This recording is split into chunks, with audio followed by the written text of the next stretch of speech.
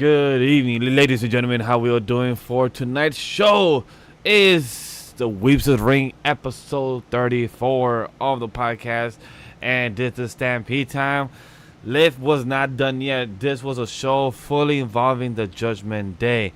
It's a pure exciting night for what it is, because the show won't be just only about the Judgment Day and their shenanigans with Liv Morgan, but it will be matches of Finn Balor versus Dragon Lee, Braun Strowman versus Carlitos, Rey Mysterio versus Damian Priest, and Sheamus versus Ludwig Kaiser. It was a banger after banger. Riccochet versus Braun Breaker, Natalya versus Kiana James, and for the women's tag match of Jade Cargill and Bianca Belair, still remained as champion versus Shayna Baszler and Zoe Stark.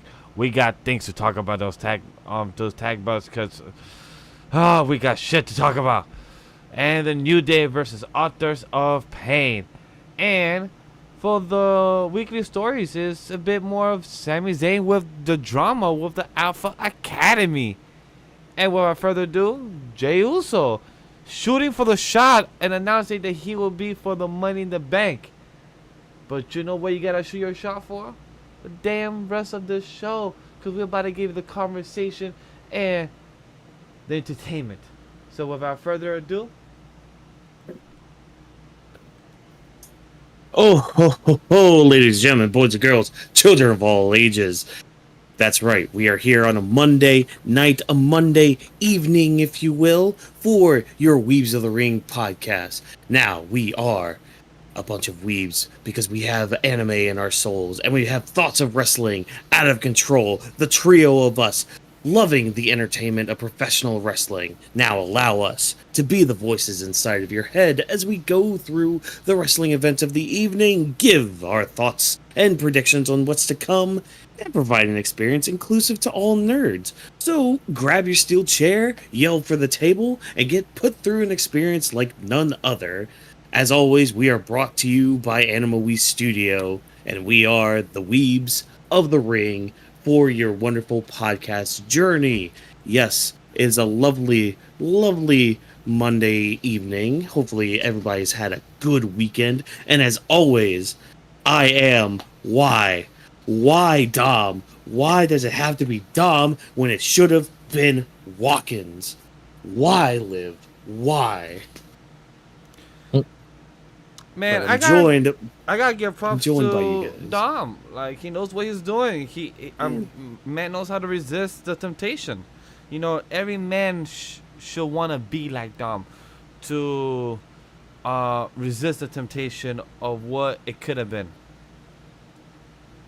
You know, I don't know if y'all are Demon Slayer fans or not, but there was a moment in that Red Light District arc where Zenitsu went up to Tenzin, and it was the moment he realized that Tenzin had 3 wives, and he just kind of has a freak out. He's just like, wait, I can barely have 1 person, and yet you get 3? What? That's how I feel about Dom right now. It's just like, wait, hold the phone. You get 2? Fuck you. Man, go away. I honestly had a good time with the show. It was fun. Yeah, it was a good show. We're gonna talk about it. The last hour got a bit slow. It got more build up. Like, I'm starting to feel like the third hour is more like a setup of the next week's show. Yeah. Of what's come to next. What's the next build up? What's the next match? What's the next rivalry? What's the next addition to the story of the night, such as. So it's a pretty sad part. But hey, I am Legendary Vash, the visionary that would be shooting for the stars, not like Dom himself that doesn't know who to choose, who to be with mommy or with Mamacita Liv Morgan. So if I was Dom, I wouldn't choose. I would be like, why not both? I get you, man, Dom. If you are like our boy Rico Suave, like our boy Eddie Guerrero, you know how you gotta do it. You gotta swing your way and be like, why not both ladies? Y'all both want the Mysterio Dominic, so why not? Look, I don't blame him for wanting both, but dude, don't Don't be greedy. Don't be greedy for the rest of us. By the way, And before I pass it away to Drop to introduce himself as well and give his thoughts of Raw, how it started off for him. I appreciate for everyone watching on the YouTube side and the Twitch side, twitch.tv/AniMa W3 Studio, because you're checking us out if you're live, and on the YouTube side, youtube.com/AniMa W3 Studio, with a 3, both, and everywhere else on social media, like in the lower third, where you can see us, where to find us. And I appreciate that this is AniMa W3 Studio. We have a wrestling podcast that we like. Walking said himself that we are a trio of weebs that just want to talk about wrestling. Don't forget, Anime Podcast is live this Thursday. Like the streams are already active and live. We also will be live for Smackdown at 10:30 PM EST. So without further ado, drop. I honestly enjoyed SmackDown. I think one of the things that I mentioned to you guys before we got into the show, I'm really liking the story that's currently going on with Liv Morgan. I personally think this is the best that she's looked in a very long time, or if not, probably like the best that she's ever looked. Like, it's going to be really exciting to go over, I'll tell you that. oh yes, and there's a lot to go over, a lot to talk about, and a lot of it has to do with the Judgment Day, because apparently the Judgment Day still run Raw, quote unquote. Maybe, I don't know. Yeah, I was like, you guys haven't Yeah. running Raw like in a couple weeks. The last person I would say that ran Raw was Seth freaking Rollins. But right now, he's Yeah. taking a long hiatus of break that he deserves. So it's like, Damian, I haven't felt like you've been running shit, and you as a champion haven't been coming out and introducing us to your own damn fucking show. I don't know. Maybe Yeah. maybe that's because it's just Seth Rollins thing to do. Maybe he's not doing that, but I do see what you Maybe. mean by that. I mean that's why I said before, it's like it's hard for me to really take him as a champion, because in a way he sort of doesn't feel like one, if that makes any sense. Just based on the presentation that he's giving us right now, it's just really hard to, like, for me personally, to like sink my teeth into. Well, like, that's the thing. It's like he's talking about, like, oh, I need to take care of my business, and Judgment Day needs to take care of their business. Like, he's already trying to distance himself away from the Judgment Day, but it's kind of not.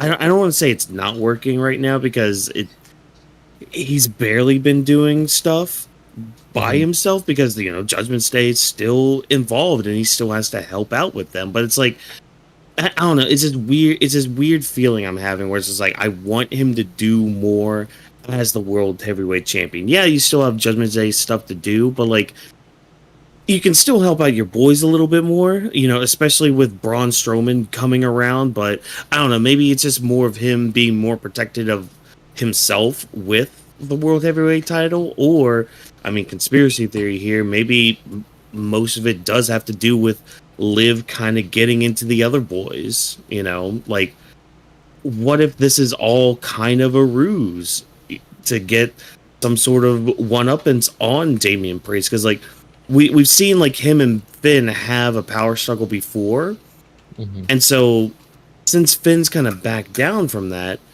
this could be an opportunity. Maybe he's doing stuff more in the back, because, like, we've seen, like, him talking with Liv, like, coming out of the car and all that. We've seen Dom do all this stuff. I mean, even look at last week when Dom went out there to kind of help Becky win the title. Why did Finn and JD go out there? Like, why did they have to stop Dom? It's like, an interesting line that Finn Balor said tonight when he came early in the start of the show, that he said nobody from the Judgment Day wants you. Yeah. So that's So an it's like- interesting line that she said. So that mean that Liv has been trying her ways with not just Dom, not just Finn, but also JD. Girl's been trying to plant her seeds within the Judgment Day. And we're gonna keep everything PG here today, I know folks. what. Because hey, Liv. Yes. Because look, Liv this. Look, you wanted a champion. You wanted a world champion to start our night. We had a world champion start our night. Liv started our night because she had to come out here and address what happened last week with Dominic Mysterio. And I mean, we all saw how Liv looked tonight. She was looking very, very, very good. Very shining, if you will. But yeah, she's just coming out and being like, hey, I kind of like what I did with Dom. So how are you feeling about like her reasoning with Dom and like just a small little interaction? Because Dom kind of got caught in 4K here by Pat McAfee. Man, he made me crack up throughout the night. Yeah, like Liv's still trying to pull the moves on Dom, trying to like tempt him to her side and be like, when I told Ray I was going to take everything from her, I meant everything. Yeah, and like, I love that line. Like, and because I know a lot of people had been pointing that out, like in the past few weeks of Liv's revenge tour right here, which I think I still get it why she's still calling it her revenge tour. Like, it's not just the title, like she said tonight. It's taking everything, and so like Dom's part of that. Judgment Day are kind of part of that, because like another thing too that people have been pointing out is that Finn and Liv do have history together. Yeah. If you Like, recall the recent thing they did with AJ Styles, where they formed that little Bullet Club faction for like momentarily around that time. And do you remember who they were fighting? The Judgment Day. The Judgment Day. Oh. Mm-hmm. And then shortly after Jey and that, Finn against them. That was like probably the early stages of Judgment Day, though. Mm-hmm. Yeah, that was like beginning stages. Like that was like almost first feud, I think. I want to say. Yeah, because like shortly after that, Finn joined, and then they kicked Edge out. So, yeah, see, people, you wanted your long-term storytelling back. We got it back. We got it right here. But yeah, so what are we thinking of this whole like Liv tempting Dom thing? Well, I just want to say the acting is great. I just want to give her props for what it is in that part, in that regards.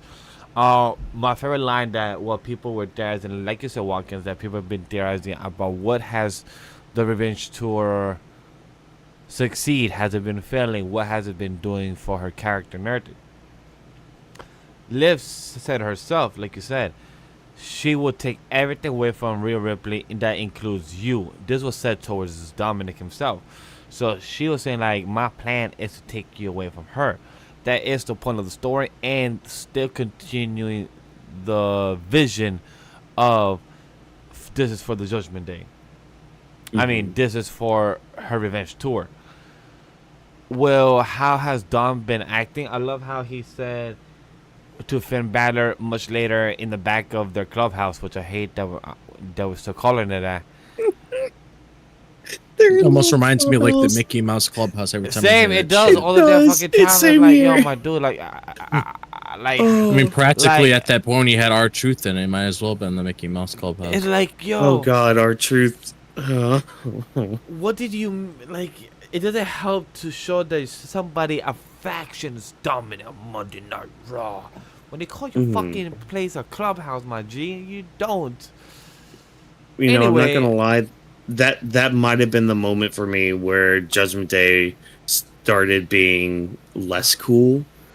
Like, yeah, they had their cool spot. Like, they could have just called it the Judgment Day spot. They could have just done that. They could have said that, but no. I don't know about. I don't know you call it the spa house. Clubhouse. The spa house. That's fine. Yeah. Clubhouse, it just feels like we're back in kids and just going to like a monkey tree. Anyway. Yeah. But yeah. With Finn Balor talking to Dom right there after the whole type of shenanigans, Dom said, I didn't do nothing. I love what Finn said, like, exactly, you didn't do nothing. Those actions of doing nothing also speak words. I love what Finn was kind of hinting at for Dom to understand, like, doing nothing does not help the situation as well. And that kind of proves towards Dom's point, like, you not even resisting or even you just putting yourself back against the wall kind of makes it feel like you're not choosing who to pick. And eventually, Real will come back soon and make you pick. Even Liv said that, like, hey, I will find my way to get you. Rhea could come after me, but Rhea will come and kill you. Yeah, I do like that too, because like I don't know, it's making them both at fault, which yes, they kind of both are, But I don't know, just there was something about that I just really liked having. Like, yeah, she'll kill me, but she'll get you too. Like, don't think you're just out of the boat here either. Yeah. But yeah, Finn playing dad all night. I'm sure some people would like the term. No, wait, no, I am not gonna say that D word for Finn. No, he is Father Finn for all you people out there. Not the other D word for father. No, he is Father Finn because that's a little better with the F's. Yes. Yeah, again, just trying to protect Dom and all that. But I love what Finn, like I said in the beginning of our conversation, I love how Finn even came up to defend Dom, help him up, give some backup, and also say like, hey, nobody on the Judgment Day is interested in you, Liv. So I love how everything was quick, fast paced. Liv makes it look like she's. It reminds me of her being like the hottest girl in high school, like the big bad that everybody wants, but nobody wants because she's too much drama, or will cause too much chaos in each other's life. So like that's a character that she's giving off, and I feel like it's succeeding. So it's working. Yeah, no, I mean, everybody's doing well with what they're given, and I like how this segment too at the beginning it didn't overstay its welcome. It just told us what we needed to. It added more to the story, pushed the story forward, because again, like, Liv, even though she was going towards Dom, even when she was leaving, just the little head pat, the little head scratch, like, you both are gentlemen with significant others, I can't be the only one that, like, if you get like that short little head rub just like right behind your head like that from somebody, it's very relaxing. Dude, I'm folding. I love, like, and I give props. I'm not gonna say the line, but I'll give props to Michael Cole controlling himself of what not to respond to towards Pat McAfee choice of words saying on air. I'm happy that they don't show their faces, because I bet you Mike just be staring at Pat like, bro. I need to see the recording of that one. Exactly. I need to see the recording of that one. Chat. Look, a good head massage. Yeah, exactly. It's awesome. But the way Pat said, Liv knows Dom likes a good head massage, and like, hey, yeah, like Walken said, is a good head rub just makes you go to sleep. That's all exactly. Just it relaxes you. So I really wish we could one day know what Michael Cole could give thoughts on Pat McAfee. Like, yo, if I wish Michael Calloway, Undertaker, could just one day co-host with Pat McAfee, just to see if he could break. Just have him at Pat McAfee. You have 3 hours on Raw. See if you could break Undertaker on commentary. I would be curious if he could. I would love to see just the camera in the corner. Sorry guys, that's a whole side tangent, chat, audience. But I'm just gotta be curious to know, like, hey, can Pat McAfee actually break Undertaker under 3 hours? And Triple H say, like, this is your homework for the night. If you do, you get a bonus. That's what it is. Oh my god, that'd be great. That would be awesome. And it was awesome too, because Judgment Day had a very busy night tonight, because they had to basically prove that they were still running Monday Night Raw. Because again, while they were in their little clubhouse, Damian Priest comes by, he's just like, oh, look at me, I'm World Heavyweight Champion, I'm your leader now, even though like Judgment Day are very fragmented in all this. So it's like, when Rhea comes back, I think she's gonna be very hard on Damian Priest. I don't even know if he's gonna be there by the time she gets back. There's that too, like, I don't know, like, there's a lot of avenues that this story can go under or through, where it could be like, okay, well, maybe Damian and Rhea just break off of the Judgment Day, they're still aligned with each other, whatever, or many different avenues. But yeah, so Judgment Day had a big night ahead of them. They had to basically prove that they still ran Monday Night Raw, and one of those times is Finn Balor versus Dragon Lee, which was a really good match, but I feel like was a highlight for an even better match down the road. I agree. I hope they do run it back because it was a match that, Hmm. sad to say, I was not paying attention too much more than I would have liked. But it's not because I chose not to, but I felt like if with JD being there, Carlitos being there, it threw me off to not pay attention where it wasn't a match. It was more of a story and more of a comedy type of match to be. And I was disappointed because the match had some beautiful spots, a beautiful power bump that it was a beautiful setup that I saw.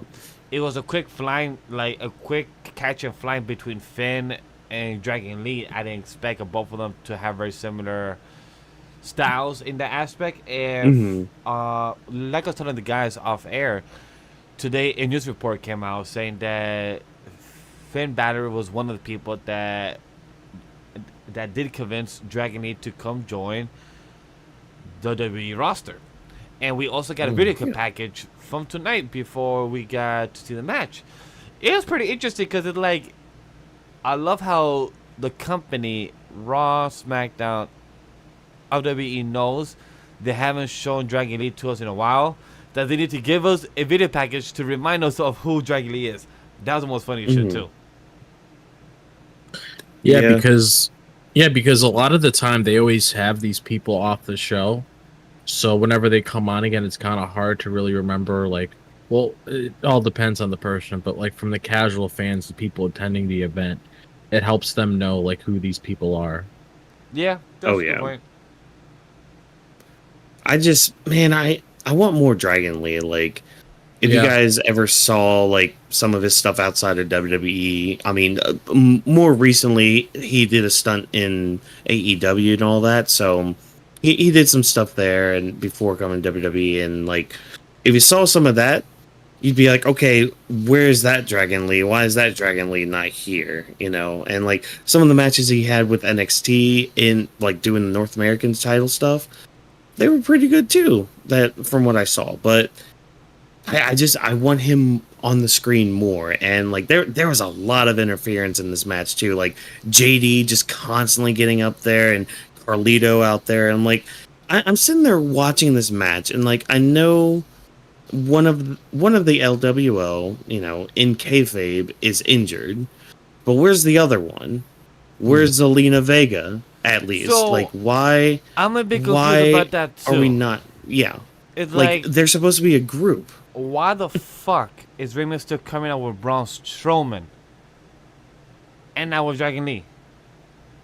So I don't mind the Braun Strowman thing because it's like, okay, Braun is kind of involved with Judgment Day right now, so it's like, okay, let's align ourselves with each other just to kind of beat up our common enemy. That's fine, but it's like, why weren't you just like? I can also understand Ray not being out there because like he has to get ready for his match against Damian Priest. Okay, fine, whatever, that's fine. But like Zelina Vega's not even out there, who has basically been relegated to your valet because I can't even remember the last match she had, and well, I think it was Queen of the Ring, but that's a whole other thing. So it's like she's not even out there with you. You know, there's two like in the tag team. I always forget their name. What was it, like Joaquin Wilde and? I don't remember it for the date. I don't remember it either. Same. Don't worry. And that should be another that's another problem too. Like, why can I only remember one of their names? Like, one of them's injured right now. Like, I should care more about the LWO than I do, and the way that they're just booked. Ray just sucks, is not and being a nothing's good leader really in the aspect for him to actually make us care. And like, yes, it's not really saying like it's Ray's fault because he's not the person to book. But if you have the Hall of Fame status, if you have the liberty to be where you are now, you gotta be a better leader to know where to get your next type of generation to succeed. Like, your son is succeeding because he's putting the work, but he also got the front door because of you, of being your son. But these other Spanish wrestlers don't have that same type of leeway. So for you to just continue getting betrayed, continue getting jumped, but then these other wrestlers that me, Watkins, don't get to even remember their names of these tag players and don't even come out to have some type of TV time, and you're supposed to be a faction but doesn't feel like you're a faction, where you guys are not coming as a group, it's like, we're questioning because why the fuck is Judgment coming as a group all the damn time? But Dragon Lee and y'all group A? Yeah. Make And it make sense. it's like, it doesn't have to be the whole group. Like, again, like, just tonight with Finn, like, his match with Dragon Lee, the only one that came out was JD. Yeah, I mean, at the start of the match, you know. I mean, Carlito came out later, but it's like, JD came out at least at the beginning of the match. Why couldn't Zelina Vega at least come out with Dragon Lee? Like, that would have been at least another body to like do something, you know. I don't know, man. And then you could have had like Ray and Braun come out, which I'm just gonna throw this out right now. Braun's music is the perfect music for a run-in because it is just because of the way it starts with him just yelling Braun. Like, it's gotta be the best music to play for a run-in. It was a good choice.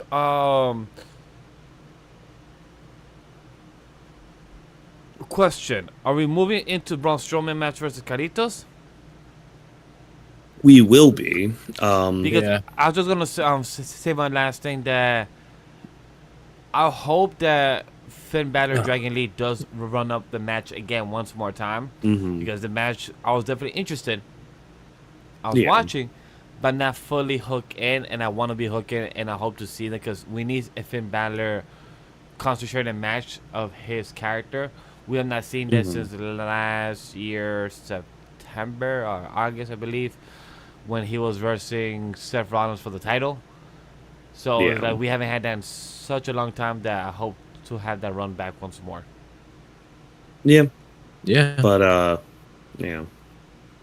so Braun helps kind of break up the Judgment Day a bit, and this is when we finally get to see Damian Priest in the back, just meeting up with Judgment Day, being like, hey, you know, thought the Braun Strowman problem would be fixed by now, which already Damian Priest, I'm kind of questioning you right now, because it's like, wait, you're expecting your group, like, first of all, Priest, look at your group right now.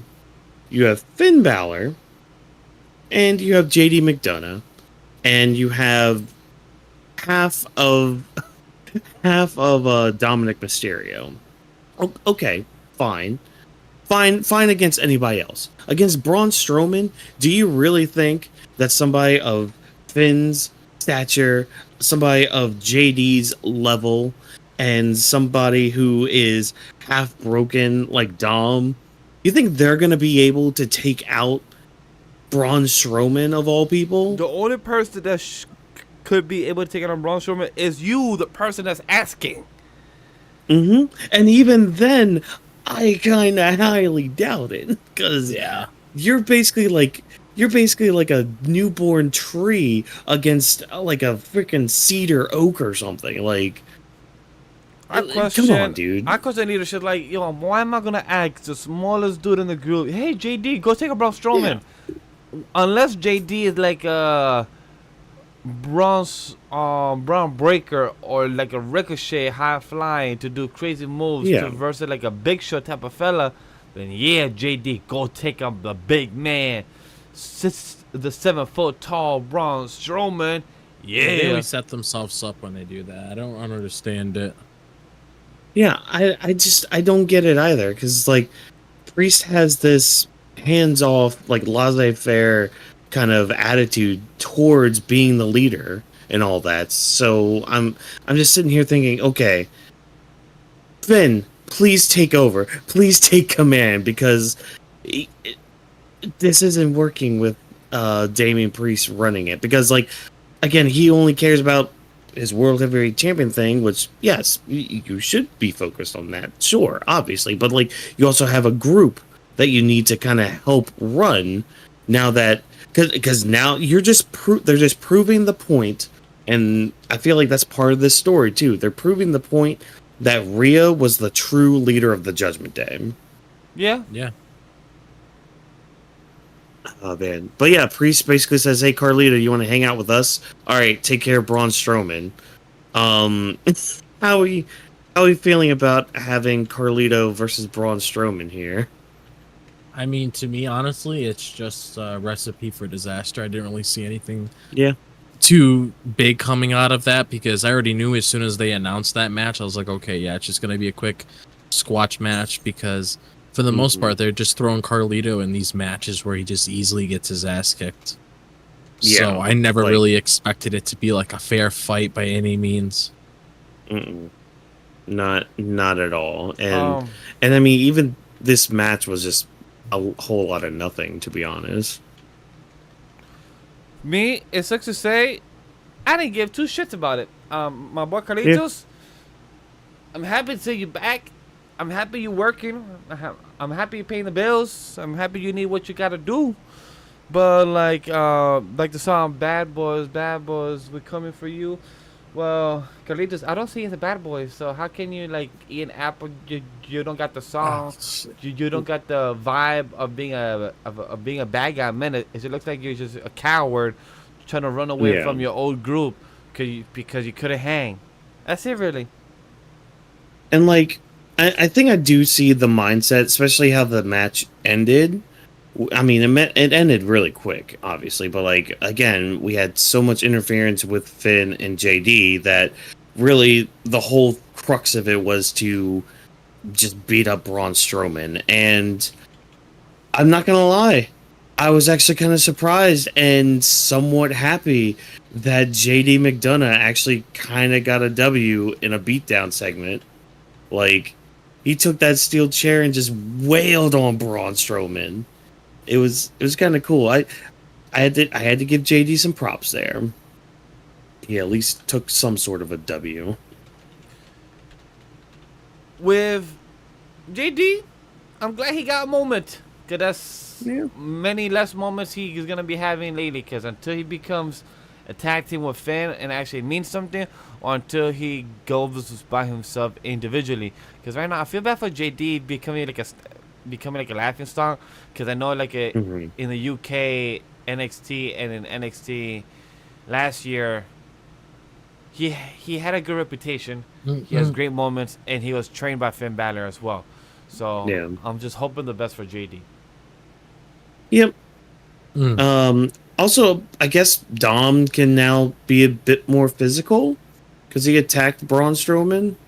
Yeah. So yeah, I think it's coming up for when he could do stuff again. Yeah, I guess it's by next week or Clash of the Castle. Well, hey, good timing because Clash of the Castle is next week. Yeah. Yep. NXT next Saturday Saturday. this weekend too. Oh yeah, I'm excited for NXT. Yeah. I might I'm gonna be have to watching. watch NXT this weekend. I might have to. We got something from Little Fetid Chi. We got. I apologize if I mispronounced your name. Should they have traded AJ for Gunther instead of the fake retirement angle from last Friday? I don't want to see Gunther in the whole Priest Drew punch storyline. Isn't it? It's too crowded. My original thought process when it came to that is I thought the way that they were setting up stories currently, but it doesn't look like the case with AJ anymore unless after he loses that match to Cody at Clash, he doesn't really have any other direction. I would assume they would just trade AJ for Braun, even though in a way it kind of doesn't make sense. Braun just was on SmackDown, he goes Raw and he goes back. But if we're going by that, that would be like the trade I would do. And I don't know. And the thing about Gunther, I'm not entirely sure like what's currently going on with that. That's actually a good question to bring up. Because we are on the topic of Judgment Day, and Damian Priest is the champion, so I guess we might as well address this now. It's hard to really say what they're currently doing with Gunther, because we know the game plan is Gunther's supposed to have a World Heavyweight Championship match at SummerSlam. So it's kind of hard to really say like what sort of direction that's going to go down, because I do agree with what you said. You have like the whole... Well, I honestly feel like at that point, Priest might be doing something else. But with Right. Drew and Punk, I can definitely see how that might be like a little confusing on how Gunther would fit in all of that. Because the current storyline with them is the both of them, so it's kind of hard to tell. Like, I don't know how you guys feel about this. I only brought it up since we're on the topic of Judgment Day. Priest is the champion, so I guess it makes sense to talk about it. Oh yeah, for me. Yeah, no, I mean, yeah, go ahead. No, I was just gonna say, like, for me, when it comes to for us answering questions, when it involves during the topic, it's totally fine. Yeah. And I know in the future, once we have more viewers, we will have like a question segment at the end of the show. But this contributing towards Gunther, I'm not too stressed because at least the faction of Gunther of Imperium is being used like they did with Ludwig Kaiser and explaining and still mentioning Gunther's name by Sheamus, so that was a plus. Gunther wasn't here tonight. I'm not stressed because he has as much in SummerSlam in August. So we still have Clash of the Castle and we still have Money in the Bank within 4 weeks from now. It's crazy just to hear Michael Cole saying that tonight. Like, yes, Jey Uso said that he's going to be Money in the Bank. That's 4 weeks from now. I'm like, well, hold up, bitch. What? Huh? Yeah, we still got Clash of the Castle. And I'm we still like, got... Wait, we started to promote a PLE before another PLE comes and approaches? Like, oh yeah, don't y'all think that y'all were doing these PLEs back-to-back 3 weeks behind each other? This does not help. But sure, Triple H, I know this is your first year. Maybe the bucket should get better by next year. You're learning on the job. But I'm not stressed about Gunther.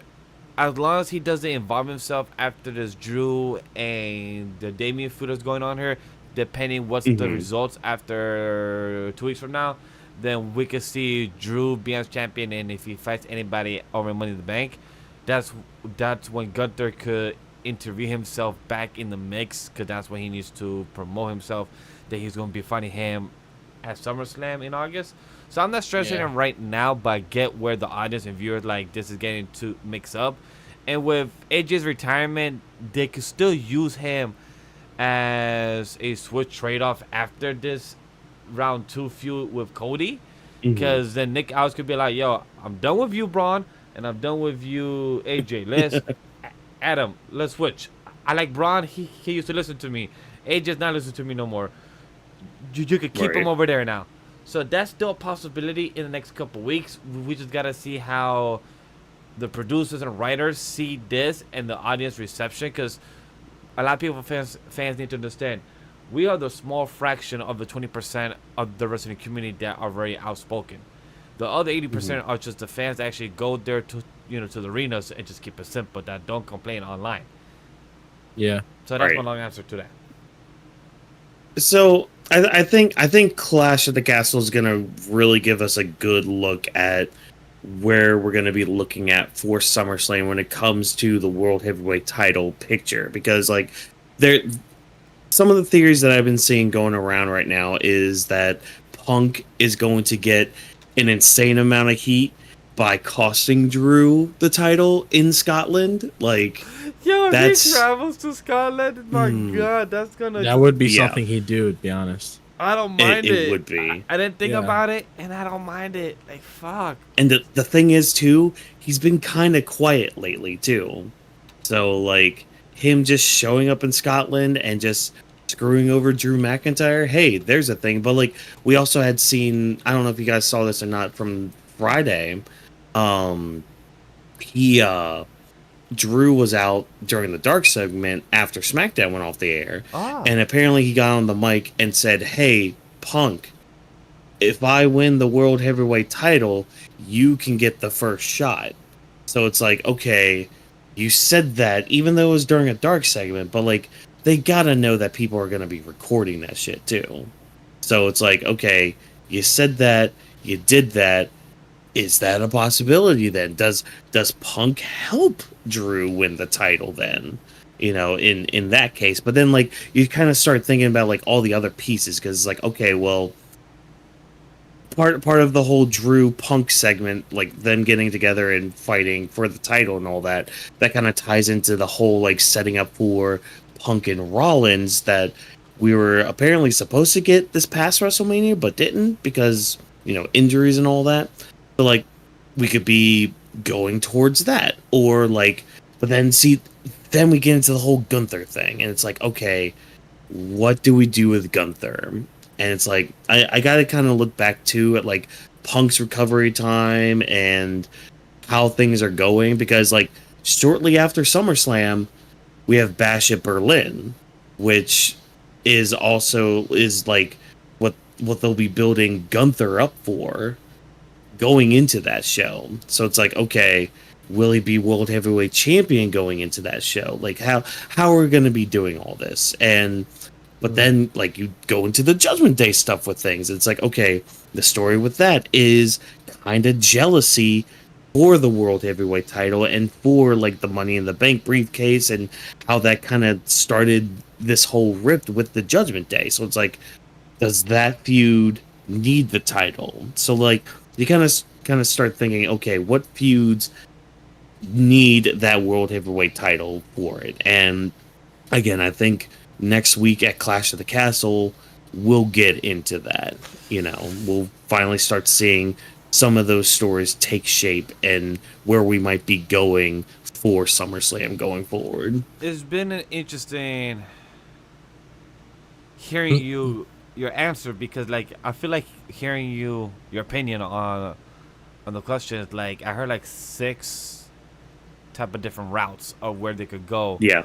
So like in my head I'm right. like trying to like oh okay, this way I'm like fuck, okay, this way I'm like damn interesting.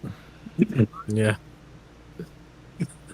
Sorry, I was just looking at the chat. What it says, Just looking Bash face, at it the looks like chat. he busted. Look, man. When I'm spitting those theories, sometimes that happens, Oh yeah. Nah, like chat, like that's literally why I said like he got me thinking, because throughout the whole time I'm here trying to process the routes of what Walker's is saying. Like, okay, well, Punk could go to Berlin. What happened to Gunther if he stayed as champion? But then what happened about SummerSlam? We also got if Drew loses because of Punk, because or in Scotland. So like so many things that could happen that it makes you think that where could WWE go, and that's the best part.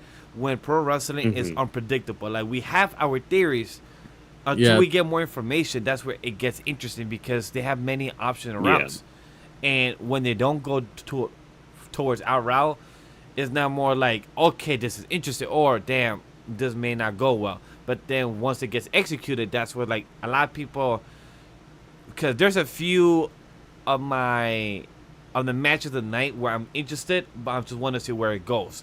One of them is like the Authors of Pain with Karrion Kross. I'm interested where this is leading to, but where are we going with this? Like, how is it gonna get executed? Like, are we finally gonna see New Day having issues where we never had in the past couple of years? So that is pretty interesting when we have the conversation later. So yes. And don't worry, folks. We'll have more mental foreplay for you here in a little bit.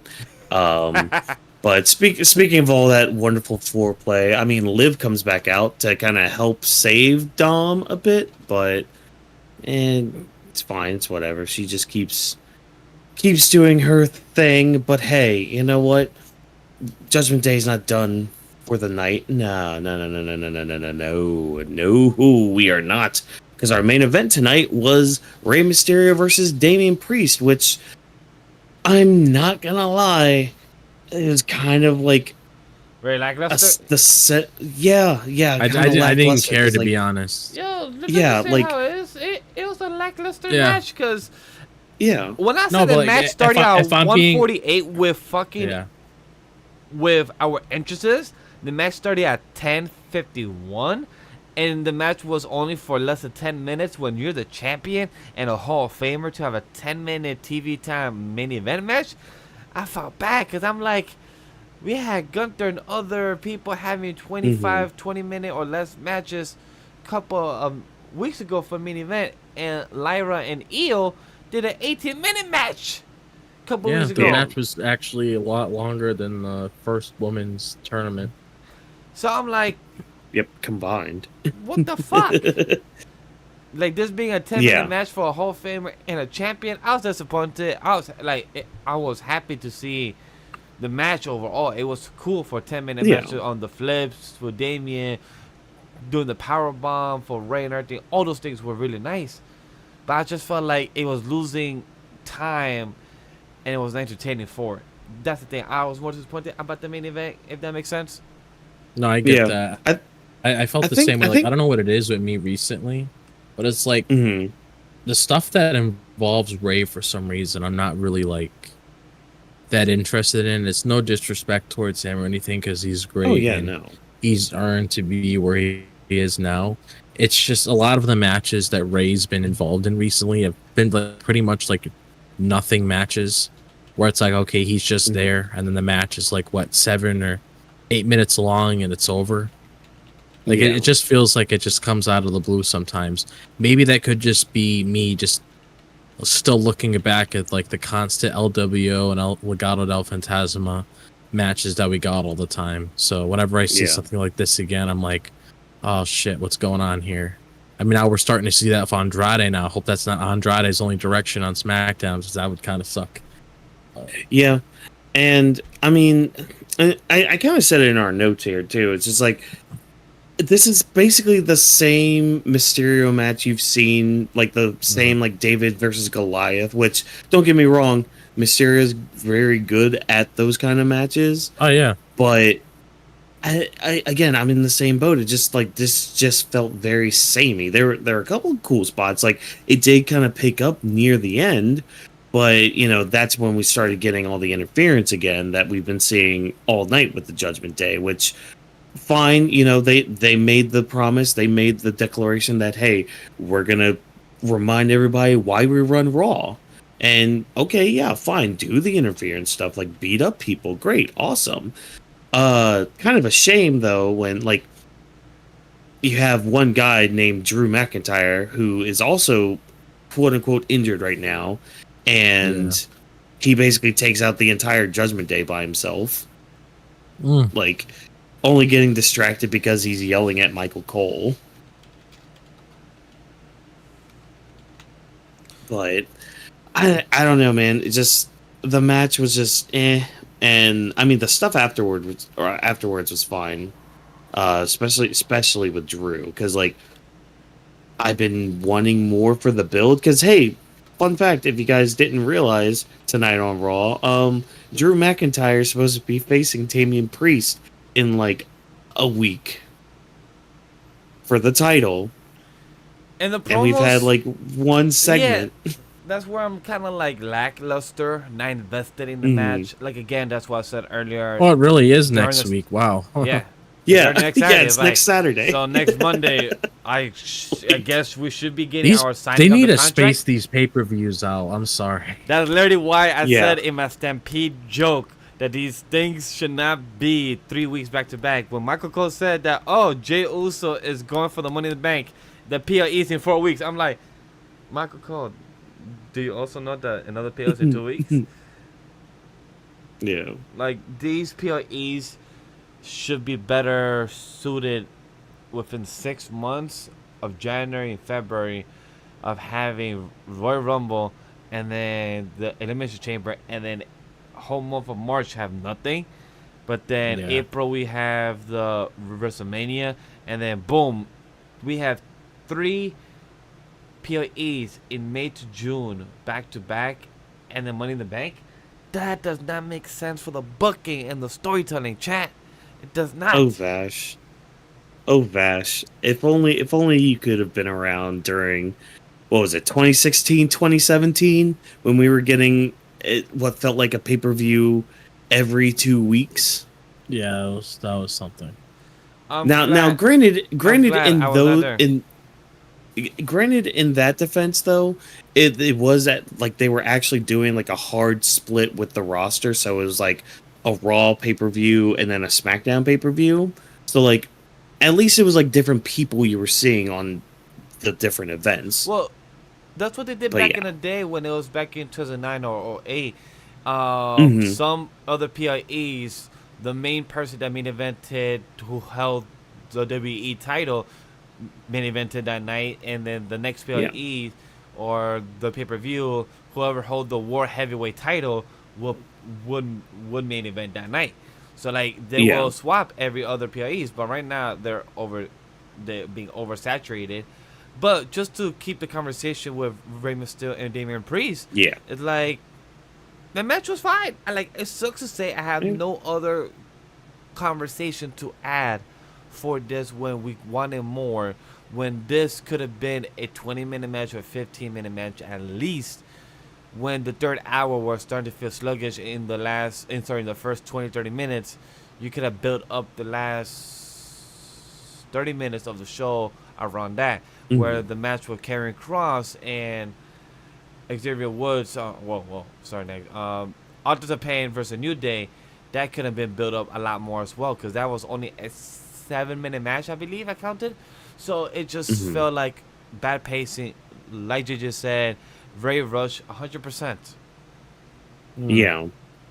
And I mean, Judgment Day did at least stand tall at the end of the night. I mean, mainly Priest put Drew McIntyre through a table, but hey, I mean, they all stood tall, and I guess they still run Monday Night Raw. I don't really know how much I agree with that statement right now, just because of, and this is mainly just feeling and all that, like just that weird sixth sense that sometimes I get with things. But yeah, I mean, I'm on the boat that hopes that Drew takes the title from Priest, because I hope so too. And it's great that Priest got it. It's great that he won it, but I hope he gets it again in the future at a better time and become a better champion with the promos, and people will get a pop for him, because man, well, just like you deserve just it. a story to sink your teeth into. Like, just give me a little bit more, you know. But I think it's not really his fault. It's the booking, and It's not. You know, it's not. I really want to tell the audience and like, hey, WE, just know that it's your fault. We're not putting the blame on Damian. We're putting the blame on you. No. Because like his in-ring work is really good. Yes. You know, his promo work is really good too. I was excited. You just gotta give us more of it. I was excited to see the sunset thrown from the top, from the top corner, with Damian. He was holding Rey Mysterio. He was ready to throw him from the top of the top rope, top corner. He was ready to throw him. I was like, oh, I'm excited to see this. Like we have not seen this from this this high up. But no, Rey gets down and everything, and then there's a whole flip. I'm like, I want to see dominance from the champion. Like, usually when we have a champion that's big as him and strong as him, I want to see dominance, not just like, come on, why, like my God, why are you slacking? Yeah. Because like Damian is a good character to be dominant. Like, because that's the thing. As a member of the Judgment Day, he's the heavy. He's the big hitter. He's the one that's gonna mess you up really, really badly. And it's like, he's not doing that. And again, that just ties back into his leadership and all that with the Judgment Day. But I don't know, man. We'll just have to wait and see. And I don't mean to constantly crap on it either, because like it's not that it's bad. It's just I want more from it. Like, I see, at least for me, I see the sparks of inspiration. I see what can be there. Just give that to me. That's all I ask for, you know? WWE, you can have my money. Just earn my money a little bit more, you know? Yeah, like, hey guys, we know that you guys want to make sales, break records. But you can't break all the records when you're not doing good quality just because you want higher sales. Exactly. But I don't know. I'm kind of done talking about the Judgment Day, because there was a lot of other better things tonight. Yeah, you know, fuck the Judgment Day. Let's move on to an actual faction that's also having drama. That's having drama. Meaningful storyline. Yes. And I did, yeah. Not understanding their coach, or the people not understanding him. Yeah. So we continue our Ballad of the Alpha Academy with our seeing through deception of a message kind of thing. So Sami Zayn's out here. He's gonna call out Chad Gable, but apparently Chad Gable's not out here. But Alpha Academy are here. They have a message for Sami Zayn, which, oh boy, where do we even begin with this? Because like I didn't. Sorry, because I wasn't on. if Chad gave me this note, I would have proofread it out before I went out. Nope. And I would be like, make sure I'm gonna show something here that doesn't show me information. I would be like, all right, Chad, you want me to say this on air? Yeah, Nah. That ain't happening, my guy. Nah, that's some bullshit. Yeah. You out of your damn mind. You want me to say that we are nothing but losers? Otis and us, we're not meant for nothing. We wouldn't listen to you. And why do you keep saying we are gonna win my champion? What the fuck is this? Are you supposed to finish this as we are gonna win our champion? Isn't that how you're supposed to end it? Not as a I champion? JJ, sorry. I see JJ's comment, and that is like my worst fear right now. Is Chad Gable doing something to Maxine? And I swear, if he does, I may have to go to whatever city they're at and drop kick him. No, do not touch her. She is a precious little gem, Yeah, much like Tozawa. she was so adorable. She was doing her best in the acting scene and all. She was. They all have, man. They Girl was defending Yeah. like how Tozawa like they didn't want to go against their coach. They was like, Sammy, you're the reason why Otis and them were struggling who to believe, who to go against. And I love this line that's right here in our notes that Sammy, you are the epitome of my teachings to making a loser into a champion. And I'm like, shouldn't that actually be the opposite? That you couldn't even become the champion, but you taught somebody else. He actually succeeded. Yeah, he's just blaming his other he's failures. he's just blaming his other failures on them, and it's not fair. Because what is you constantly treating them like shit? Like, where is that gonna get you? That's only gonna bite you in the ass sooner or later, because it's gonna come to the point where it's like, even with this match that he's gonna have with Sami at Clash of the Castle, it's gonna come to this point where it's like, okay, he's so close to getting it, but then one of them's gonna snap. Yeah, and I hope he's it's Otis. it would have to be Otis, because the crowd has been waiting for a long time for him to snap. We thought we were gonna get it at King and Queen of the Ring. We didn't. And usually they like highlighting big moments like this during a pay-per-view. So more than likely, Otis is going to be out there again, and something might happen next week that's going to push him even further, like what we saw today, where he just got inside, we just got in front of Chad Gable's face, and he was like really starting to get somewhere, but then that's when he ended up turning on Sami, and I think that was like man's strongest slam. I think he pulled like Mark Henry's move in there. Yeah, he did. He put a world's strongest slam on him. I do. Oh my god, there's so many things from this segment I could pick out that were like just brilliant, like small little brilliant moments, like Tozawa like having his arm like blocking Maxine when they were in the ring.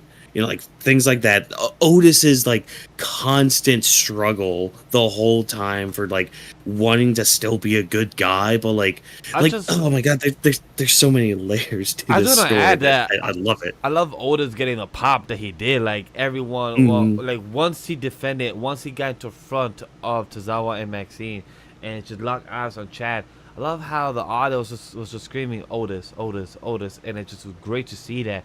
To see how the story and the audience is seeing it right in front of them, and for them to switch, for them to love Otis and to see the defendants of Otis for Chad. I love that. And sucks that Otis got tricked by Chad, because our boy Sami got back up, gave the hands to Chad like, who you think you are? Pa, pa, pa, pa, pa. But Chad put Sami against Otis and took out Maxine and Tozawa to the ground, and Otis didn't know who to believe. It was Sami and Chad, and he believed Chad in a heartbeat. It took him in a World Grand Slam, and I love it. It just sucks that Otis didn't know. He was hard to choose. He didn't know who to believe. But I love the pop. Oh yeah. But man, just just the layers going into this. Like, I mean, JJ had mentioned this in the chat here that, you know, Otis is probably afraid of losing his best friend, which, yes, like that's like part of the crux, and that's like that's something I don't think Sammy's kind of seeing in this story. Like, yeah, he's seeing like a lot of himself in them, like staying with somebody that's being very toxic to them and basically like treating them like shit. But it's like there's a difference between what his situation was with Roman and what their situation is with Chad, because it's like they do know that Chad is a good guy. Like, deep down, Chad is a good guy. It's just like right now with like this character switch, it's literally just that. It's a switch. Like, something just turned off in Chad where it's just like, I can't be a good person anymore because being a good person didn't get me what I wanted. It didn't give me the accolades. It didn't get me the victories. It didn't give me what I exactly wanted. So, all right, fine, I'm done. And like, he just snaps. And now he's like, it's, I'm not going to lie. I wouldn't be surprised if people were getting triggered from this characterization of Chad, you know? I understand it. It's really curious to see what happens next week and the continuation of Clash of the Castle, because it did get announced that we will see Sami versus Chad round 3, I believe. I don't know. Like, might be round 2. Yeah. Do Oh wait, no, they had one match a couple weeks ago, didn't they? Yeah, and do they not count you up a threat, or no? I don't think so. Probably just be like a one-on-one match. Okay, so it might be round 2 then, or round 3 then. But either way, I love how Gable in the backstage was very proud of them, saying that, oh, you're playing your character, yes, you're method acting. I'm like, sure, no, yeah, she's hurt. Like, she just told you she's hurt. she's like, Cazal was just like, I'm hurt. I love how he just said it, like, but I'm hurt. But I'm hurt. He was just looking so sweet, like, oh, Tazawa, you're adorable. I want to hug you, my guy. Just like, oh, you look in pain. I felt your pain. Oh, like shit. Man.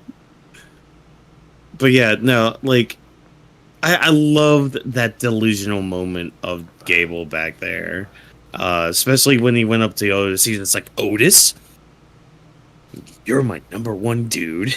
I'm like, oh, great, awesome. More of the I and my and no we going on. Yeah, like, you say we are gonna win my champion. Like, no, you bitch ass. Is we are gonna win our champion.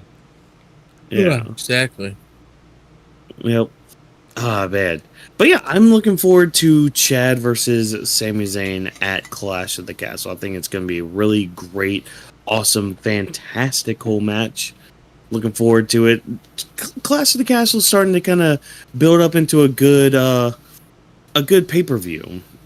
Yeah. But speaking, you know what, Vash, you had mentioned Money in the Bank coming up in about 4 weeks.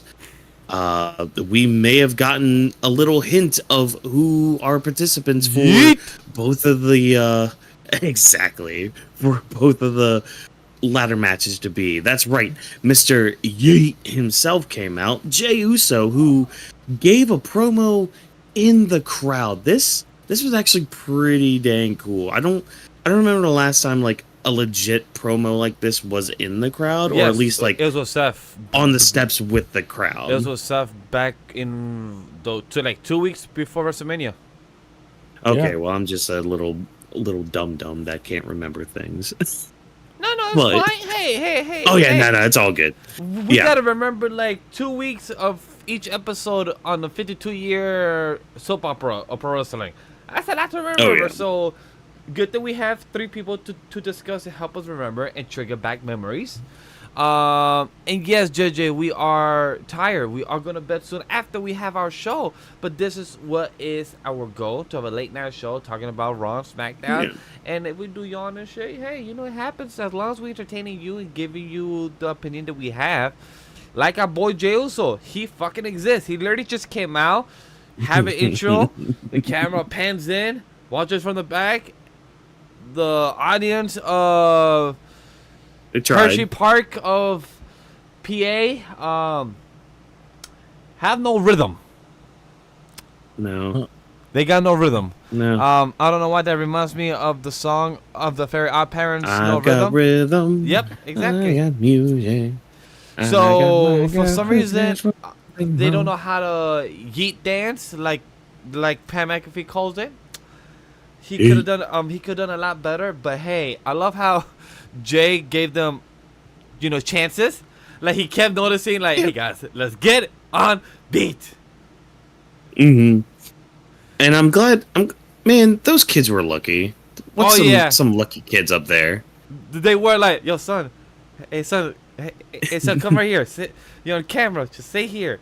Just smile. Yep. Don't do anything dumb. Don't do anything dumb that will embarrass you or me or mom. I hope that's probably watching. You do anything and you're grounded. There'll be no yeet for a week. What? It's like, I love how Jey also reminds the audience, like, hey, he don't got nothing going on right now in the story of this week. But what we got is going on this week, is this month, is summer coming along. We going for the money in the bank. We're going to get a briefcase. And I love how Pat McAfee said, are we going to have a yeet case? A yeeted case? What? Yes, Pat McAfee. If Jey Uso wins, we're going to have a blue and white yeeted case. And it's literally going to say yeet. More than likely, yeah. If Jey wins, that's 100% a fact. Oh, yeah, he's going to design that thing. You know it. Now here's a question. Here's a question that I want you guys to ponder over. What member of Solo's bloodline is going to be in the Money in the Bank ladder match? I think... Because one of them is... I think Tomatonga, just to keep the energy flowing, like who's the one that's being more dominant. Because I know... Yeah, I would have to say him. Yeah, because the only way for Tonga Lola to be involved is once Jimmy Uso comes back. That's when he will be more involved with him. Because I feel like you have to balance the energy and the chemistry of who's being hot right now. And that is Tamatanga. Their names are still getting hard to not get them confused. Oh, yeah. So that's why I'm kind of like... Well, Tamatanga and Tongaloa. Yeah, like... Yeah. It's just like, who's who? Which one? Yeah, like, I'm not trying to tongue twist myself. So, however, out of your question is Tamatanga. All right. Drop. You said Tomatonga as well, right? Yeah, I agree as well. Yeah, I'm gonna agree with that one. Okay. Yeah. Also, are we gonna talk about our girl that was the runner of the Queen of the Ring? Oh yeah, our runner-up for the King of the Ring, Lyra Valkyria. She was backstage having a nice little chat, and she had mentioned something about being in the Money in the Bank ladder match, but her interview didn't last too long because she got attacked by Io Sky.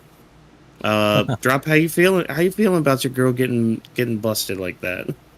I mean, it was only a matter of time because they were teasing more tension between the both of them, especially after what I spoke about last week, how Io wasn't really happy with what Damage Control's doing right now.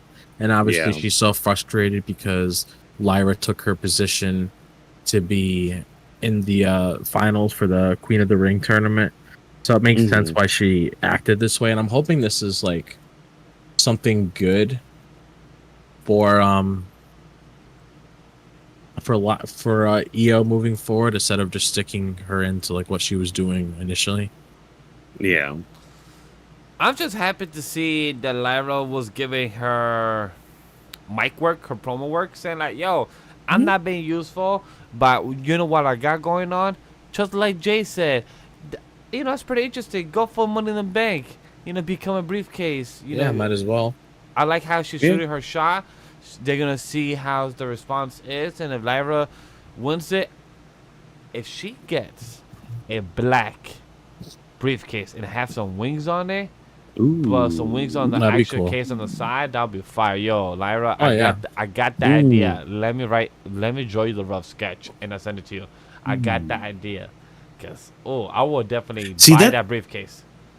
That's the beautiful thing. I think mainly on the women's side of a different designed briefcase, because like I know if you guys have been listening to the podcast for most of this year, you would know that one of our front runners to win the women's Money in the Bank ladder match is Tiffany Stratton, because hey, Tiffy in the Bank, that sounds pretty nice, doesn't it? But also the prospect of having a pink Money in the Bank briefcase. Yeah.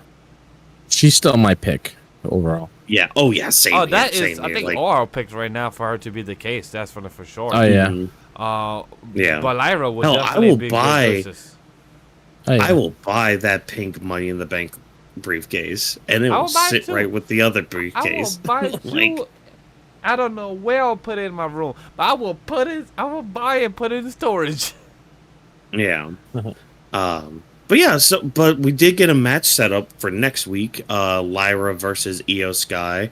I'm also happy that it's not being turned into a Money in the Bank qualifying match, because then that enters another possibility of, hey, Io Sky could be part of that match again this year, because she's the genius of the Sky as her title goes. Also, hello, the Oblivion. Happy to see you here. You're new here. Welcome to AniMa W3 Studio. You are joining us for our Monday Night Raw talk, happening every Monday night after Monday Night Raw goes off the air. Join us on Friday as well for SmackDown and for the PLEs. We usually try our best with those. Yes, it's just when they're international, it just kind of fucks up our schedule. When they're in the US, it's like it works over our schedule. It's at 7:00. We can watch it. We can do it. Yeah, That's why I'm looking forward to Money in the Bank when we get things back to normal again. Yeah, like Chad, we still haven't even had the conversation to know if we're able to cover it yet. So we'll give you a better answer by next week, by this week Friday. For Clash of the Castle, we were able to cover it that Saturday or Sunday, because we also have this event coming up this weekend called Battleground, and I'm excited for it. Oh yeah, we'll figure something out. But yeah, so those are our quick little small setups, just planting some seeds here and there for Money in the Bank. And yeah, now we got to move on to some matches that we had. Like this night was like packed with some matches. 3, 4, 5. Yeah. 5 matches for us to discuss, and then that's the end of the show, guys. We have 5 more conversations to discuss.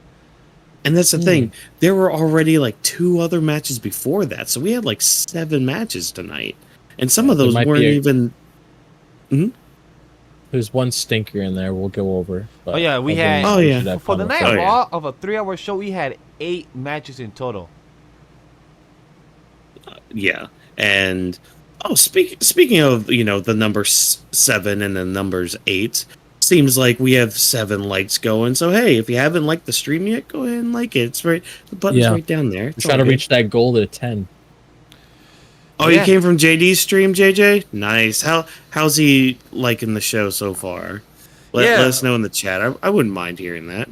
We'd love to have this type of conversation, guys. We know that the more that we grow, we will have much better segments. Like we're about to get into the matches of the night. That is our last segment of the show. We have 5 matches. Then soon, while the show picks up, we have questions of the night to end the show, because we know that you guys will have extra questions for us to discuss about in the future. So, our first match, to start off all the matches of the night, we have Sheamus versus Ludwig Kaiser, who's been, on Sheamus's case for the past few weeks and all that. And, man, this promo just before with Jackie, just talking about, if you want to get respect, you got to have banger after banger after banger after banger after banger after banger, banger, banger, banger, banger, banger, banger. Yeah, and that's what we had tonight. Oh yeah! Oh, I need to get that shirt. Yeah. This match was a banger. Was a banger. Oh yeah.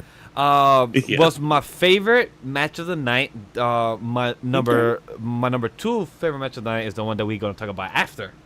No, that was my match of the night. Oh, it's just this match is because I love Sheamus.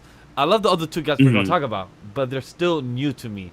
With Sheamus, we had 20 years so far already, or about to be, or I think we already passed it, of Sheamus' career in WWE. Just to see him and what he has done so far, just to see his resume is amazing. But one thing that I love is just to see Ludwig Kaiser continue being the menace he is, the wrestler he is, and also just to see him having a individual career right now. Because I love the line he said to the promo with Jackie before. He said, maybe Gunther's holding Ludwig Kaiser back. Like he does everything good in the ring. But you know where you get my respect? Once you go toe-to-toe with me, with the Celtic Warrior. So I want to see if you could get that. I think, hey, my boy Sheamus, White Shark, man. Hey, Celtic Warrior, I think you got the respect from Ludwig because he got you on the ropes and he got you good. He literally, you were screaming, just him screaming to Ludwig like, come on, just getting redder and redder, just screaming that like the adrenaline. I love that. So like just to see Sheamus continue putting in match after match and he's in his mid-40s, I love that for him. Yep. Drop. What do you think of this hard hitting match? Honestly, it was a good match. I mean, I was expecting it to be one because you had these two going up against one another, and they're both very talented. So I was really looking forward to it when I saw that it was announced to be on the card. And I gotta say that this is probably like Kaiser's biggest win under his belt for his career so far. Yep. And not only just a win, but kind of a clean win. Are we gonna do something with it now? That's one of my hope. Like, what's the next thing with Ludwig? Are we gonna get him into the title picture of the IC title in the future, or what is his next type of feud? Like, is this a one and done, or is this a rematch next week? Like, what are we gonna get with this? Or are we gonna get like a stipulation now with Sheamus involving with Ludwig? Because how are we gonna push Ludwig for the future now? Yeah, and that's go ahead.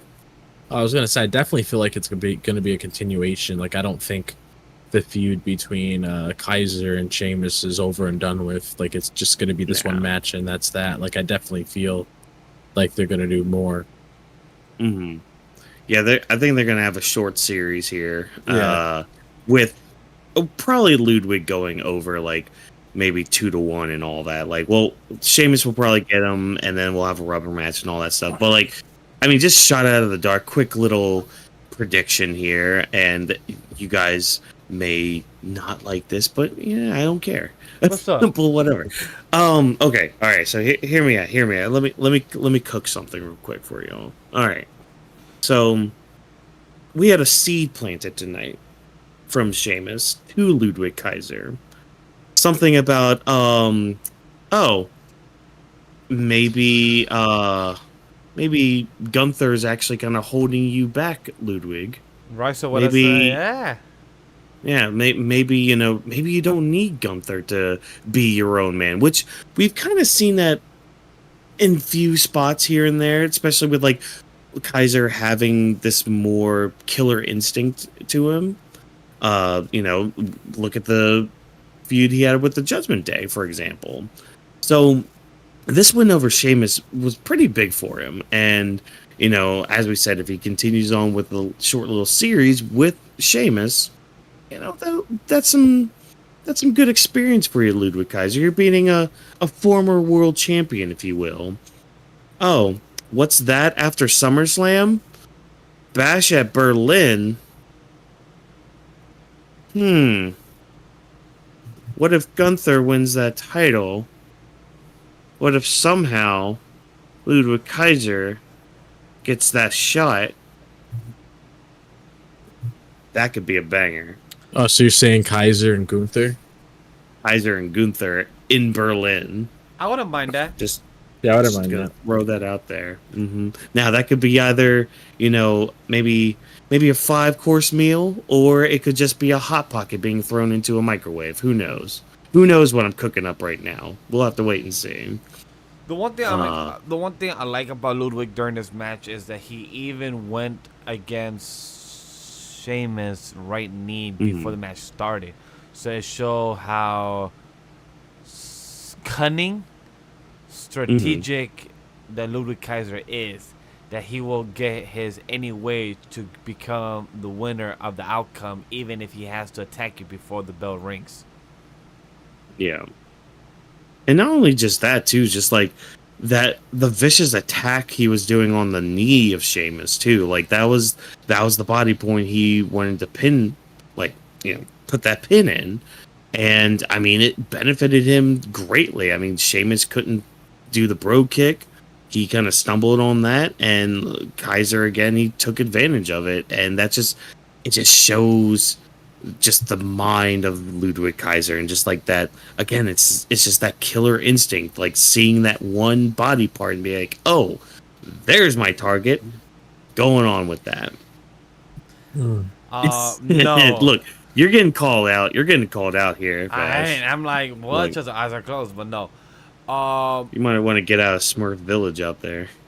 I love how Ludwig tried. I thought he was gonna do it, guys. I thought he was.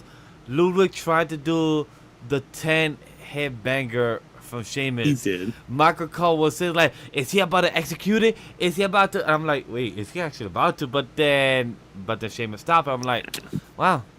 I thought he was. I thought he had it. I'm like, nah, he don't. Yeah. But man. But yeah, good match. Banger match. Yeah, you're right. Very Banger much match. of a banger Wrong match. word. I can't say good match for this one. It's a banger match. Exactly.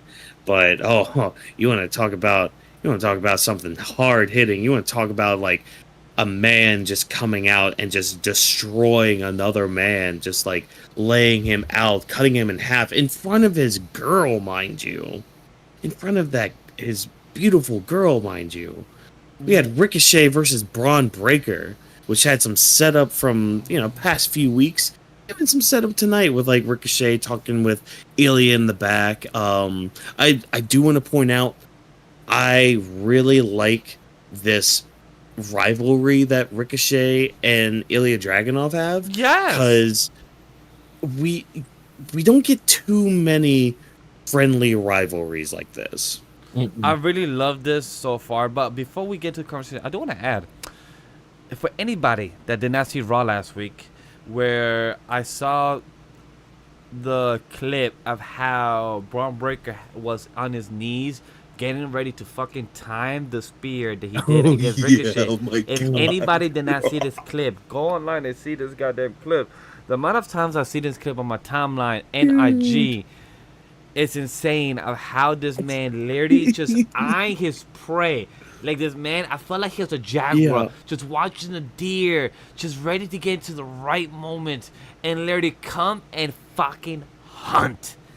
The way and the way the audience was just mesmerized just by the way he was just going on his knees, and like the way he was like ready about to hunt, and then just jumped the fence, went there and fucking spear at the right moment. It's like, yo, Braun Breaker, he either timed this shit perfectly, or he knows the perfect skills, or knows the perfect choreography that he did yesterday with Ricochet or this morning, because it was beautifully. I'm sorry.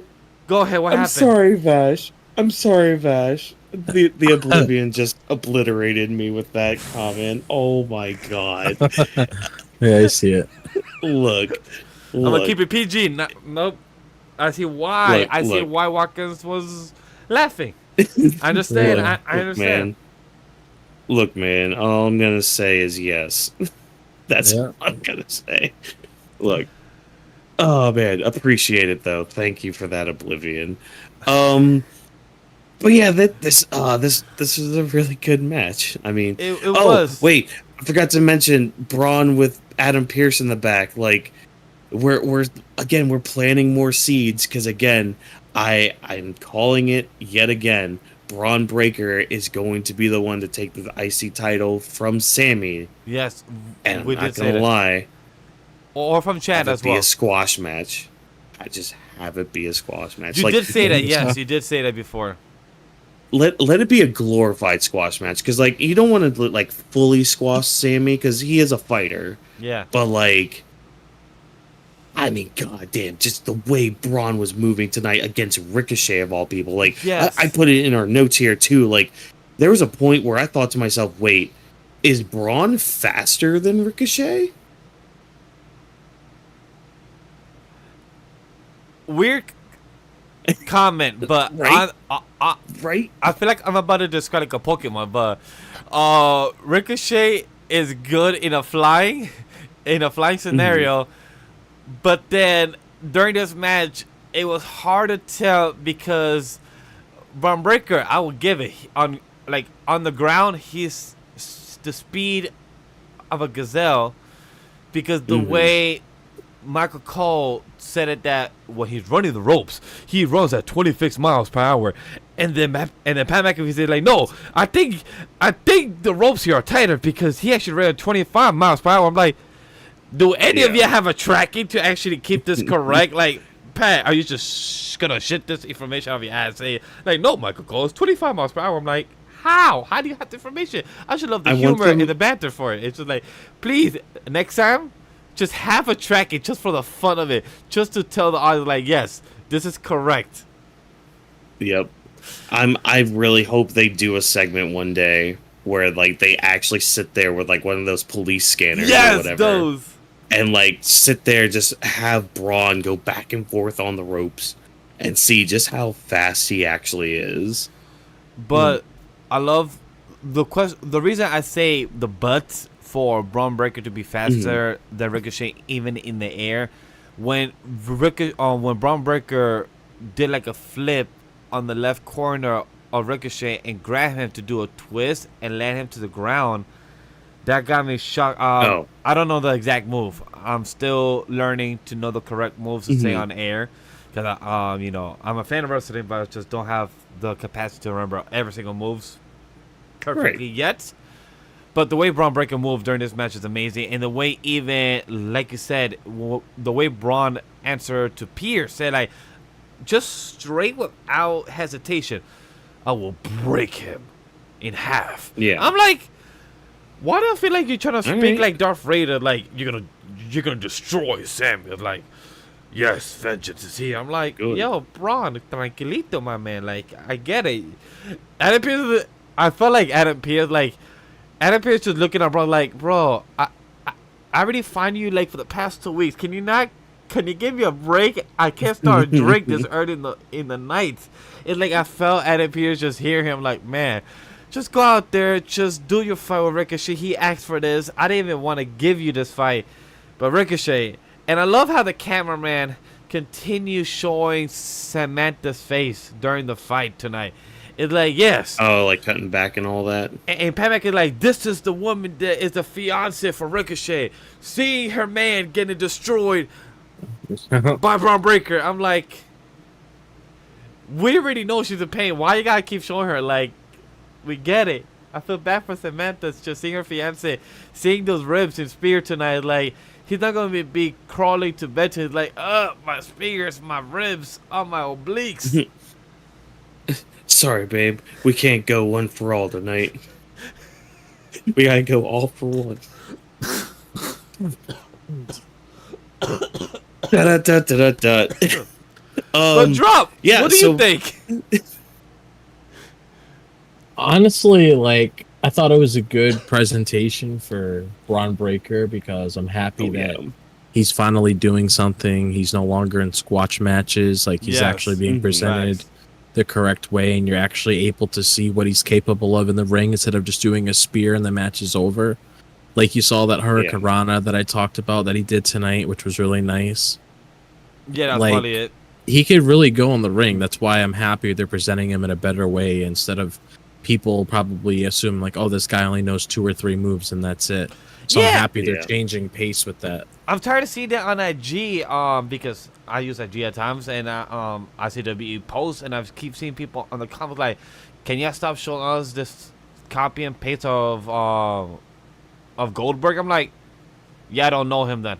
Don't say that. This guy is not copy and paste of Goldberg. This is the 10 times better version of Goldberg. The fuck you talking about? Yeah, like, yeah. If you watch Braun Breaker move around the ring, it's crazy. It's just crazy because like it's almost like he's out of control. It's a weird combo where it's like his body feels like it's out of control when it moves and like when he hits moves and all that, but like he's still in control of it, so it's like a controlled chaos. I guess maybe not chaos. Like, got it. I've got it. I've got it. I've got it. I've got it. He is Super Broly. Braun Breaker being super brawly. All right, I see it. I get it. I respect it. Mm-hmm. I know. Yeah, it might take a little time to like kind of think. Okay, maybe, but like, yeah, that's just the thing. It's just like, especially like when like during like Superhero, that movie where like Goku was kind of training Broly a little bit, and he was kind of learning to like use that massive power that he has. Like that's kind of what I could see. Who's that Broly in the blue shirt? I don't know who that Broly is. Oh, yeah. I think it's in your picture. Yeah. Oh, probably. Oh, yeah. Oh, there's a Broly there. Hey, what's up, Broly? How you doing? You're in the way of the other. Okay, that's the better site. Anyways, Yeah. but yeah. So okay, so the story of this match was basically like Ricochet's midsection, because obviously, like from a couple weeks ago, from the spear into the trunks and all that, hurt him pretty bad, and then Braun attacking him and Dragunov last week didn't help at all. So that was basically the whole match here. Is it's like whatever Ricochet did, because like since a lot of his offense is up in the air, doing like aerial combat and all that. Like, yeah, I like how Michael Cole pointed out. Every landing hurts him, and Ricochet was selling that. Mm-hmm. He's doing good for it, and I love how at the end, Dragunov kept involving himself. But like you said, it's like the way I see Ricochet and AJ Dragunov right now. Mm-hmm. The way I see Zoe Stark and Shayna Baszler executed well. Have a mutual respect of each other and be rivalries. But if I see them team up in the future, Ricochet and AJ Dragunov, I would not mind. I feel like it will work well. And that tag team will fucking cook in matches. See, AJ Dragunov, brutal, aggressive style with Ricochet high flying. Bro, that's literally cooked for just a 5-course meal, like what could say. Yeah. But for AJ Dragunov next week versus Braun Breaker on a free 3-hour TV time of Raw, yo, we better get it no commercial free. But Raw, you're not going to do it unless, The Rock is going to be there. He's going to give a 30-40 minute promo. We can have commercial free there. Why not? Yeah. But we cannot have it for a fucking match. Dude, Dude, the fact we're getting Braun Breaker versus Ilya Dragunov next week on free TV, and yet people. Okay, no, you guys aren't ready because I've seen it before in NXT. I saw the highlights from that. I have seen the match. Ilya won that match. I don't want people saying that Ilya is like at a disadvantage because he's not. Trust me. I can't wait to see this match not at all. once again. I've only seen their last match. I don't know if they have more than that, 3 rounds, 4 rounds, but I've only seen the last final match where AJ won. I'm fucking excited. That's all I can say. I'm excited to see this on free TV, and it's like that we're gonna get a commercial because we barely got it in commercial last time because I believe that was on a POE. But I'm excited. That's what I can say. Yeah. And a quick little side note tangent thing, because I haven't seen what people have been saying about having Ilya Dragunov versus Braun Breaker on free TV, but I hope it's the same energy people were giving about the possibility of having Gunther versus Ilya Dragunov on free TV for the King of the Ring tournament. But hey, that's besides the point. We were only no yeet for 1 week, it's fine. It's all good. It's okay. But I'm excited for that shit. I might have to record a reaction to that match. I'm not gonna lie. I might have to. From one match that was really, really, really good. We got a couple. At least in my opinion, some not I agree with you stinkers, because, but kind of, yeah, well, I do personally believe the women's tag match what we get to is a stinker, but we'll save my thoughts on that. yeah. But one that just kind of existed. Natalya versus Kiana James, which, you know what, Kiana James, she needed a first match on Raw, and who better to do that with than Natalya? So Natalya looking good tonight, as always. Good, awesome. And Kiana had a nice little backstage segment, just kind of giving her shtick with everything.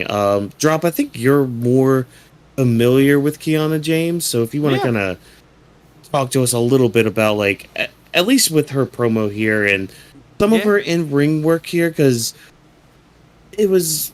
Well, I have some thoughts, but I want to hear your take first. Well, I will say this: I'm not like the biggest fan of Kiana James. I mean, I did see her in NXT, and for like a wrestler, she's pretty decent and all. But for the most part, like, she has this whole gimmick where she's like a businesswoman.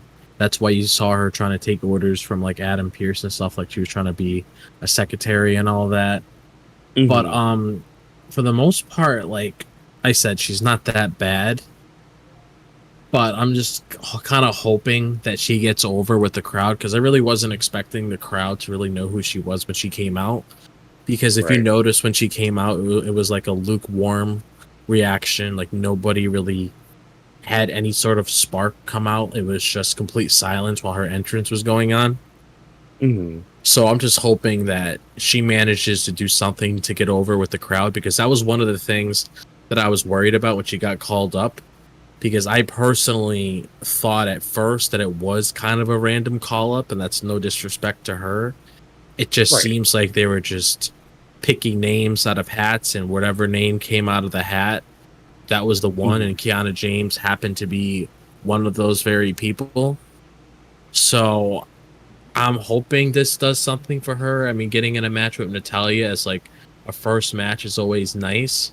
But I'm honestly hoping like she does something. Like, I just don't want it to be like, okay, the whole secretary thing is like all she does. Like, I'm really hoping that she does something that stands out, because it's the same thing that I mentioned before with Lyra, where it was kind of easier on Lyra's part, considering that her and Becky already have history with one another.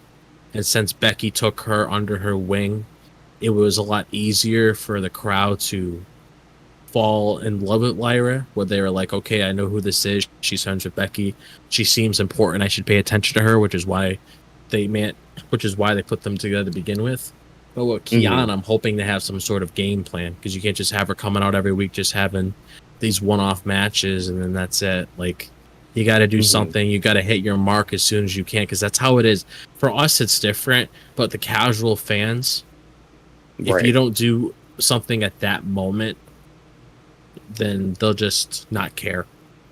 I agree. Yep, exactly. With Kiana James, I seen a bit of her NXT run last year when I was watching throughout the, like, out of the 12 months, I probably saw a good 6 to 8 months of content of NXT, and I saw a bit of Kiana James. Happy for her. Congrats to her to move to the main roster. Even I forgot who was interviewer. I believe it was Jackie or Kayla. They was discussing her first time in-ring debut on the main roster.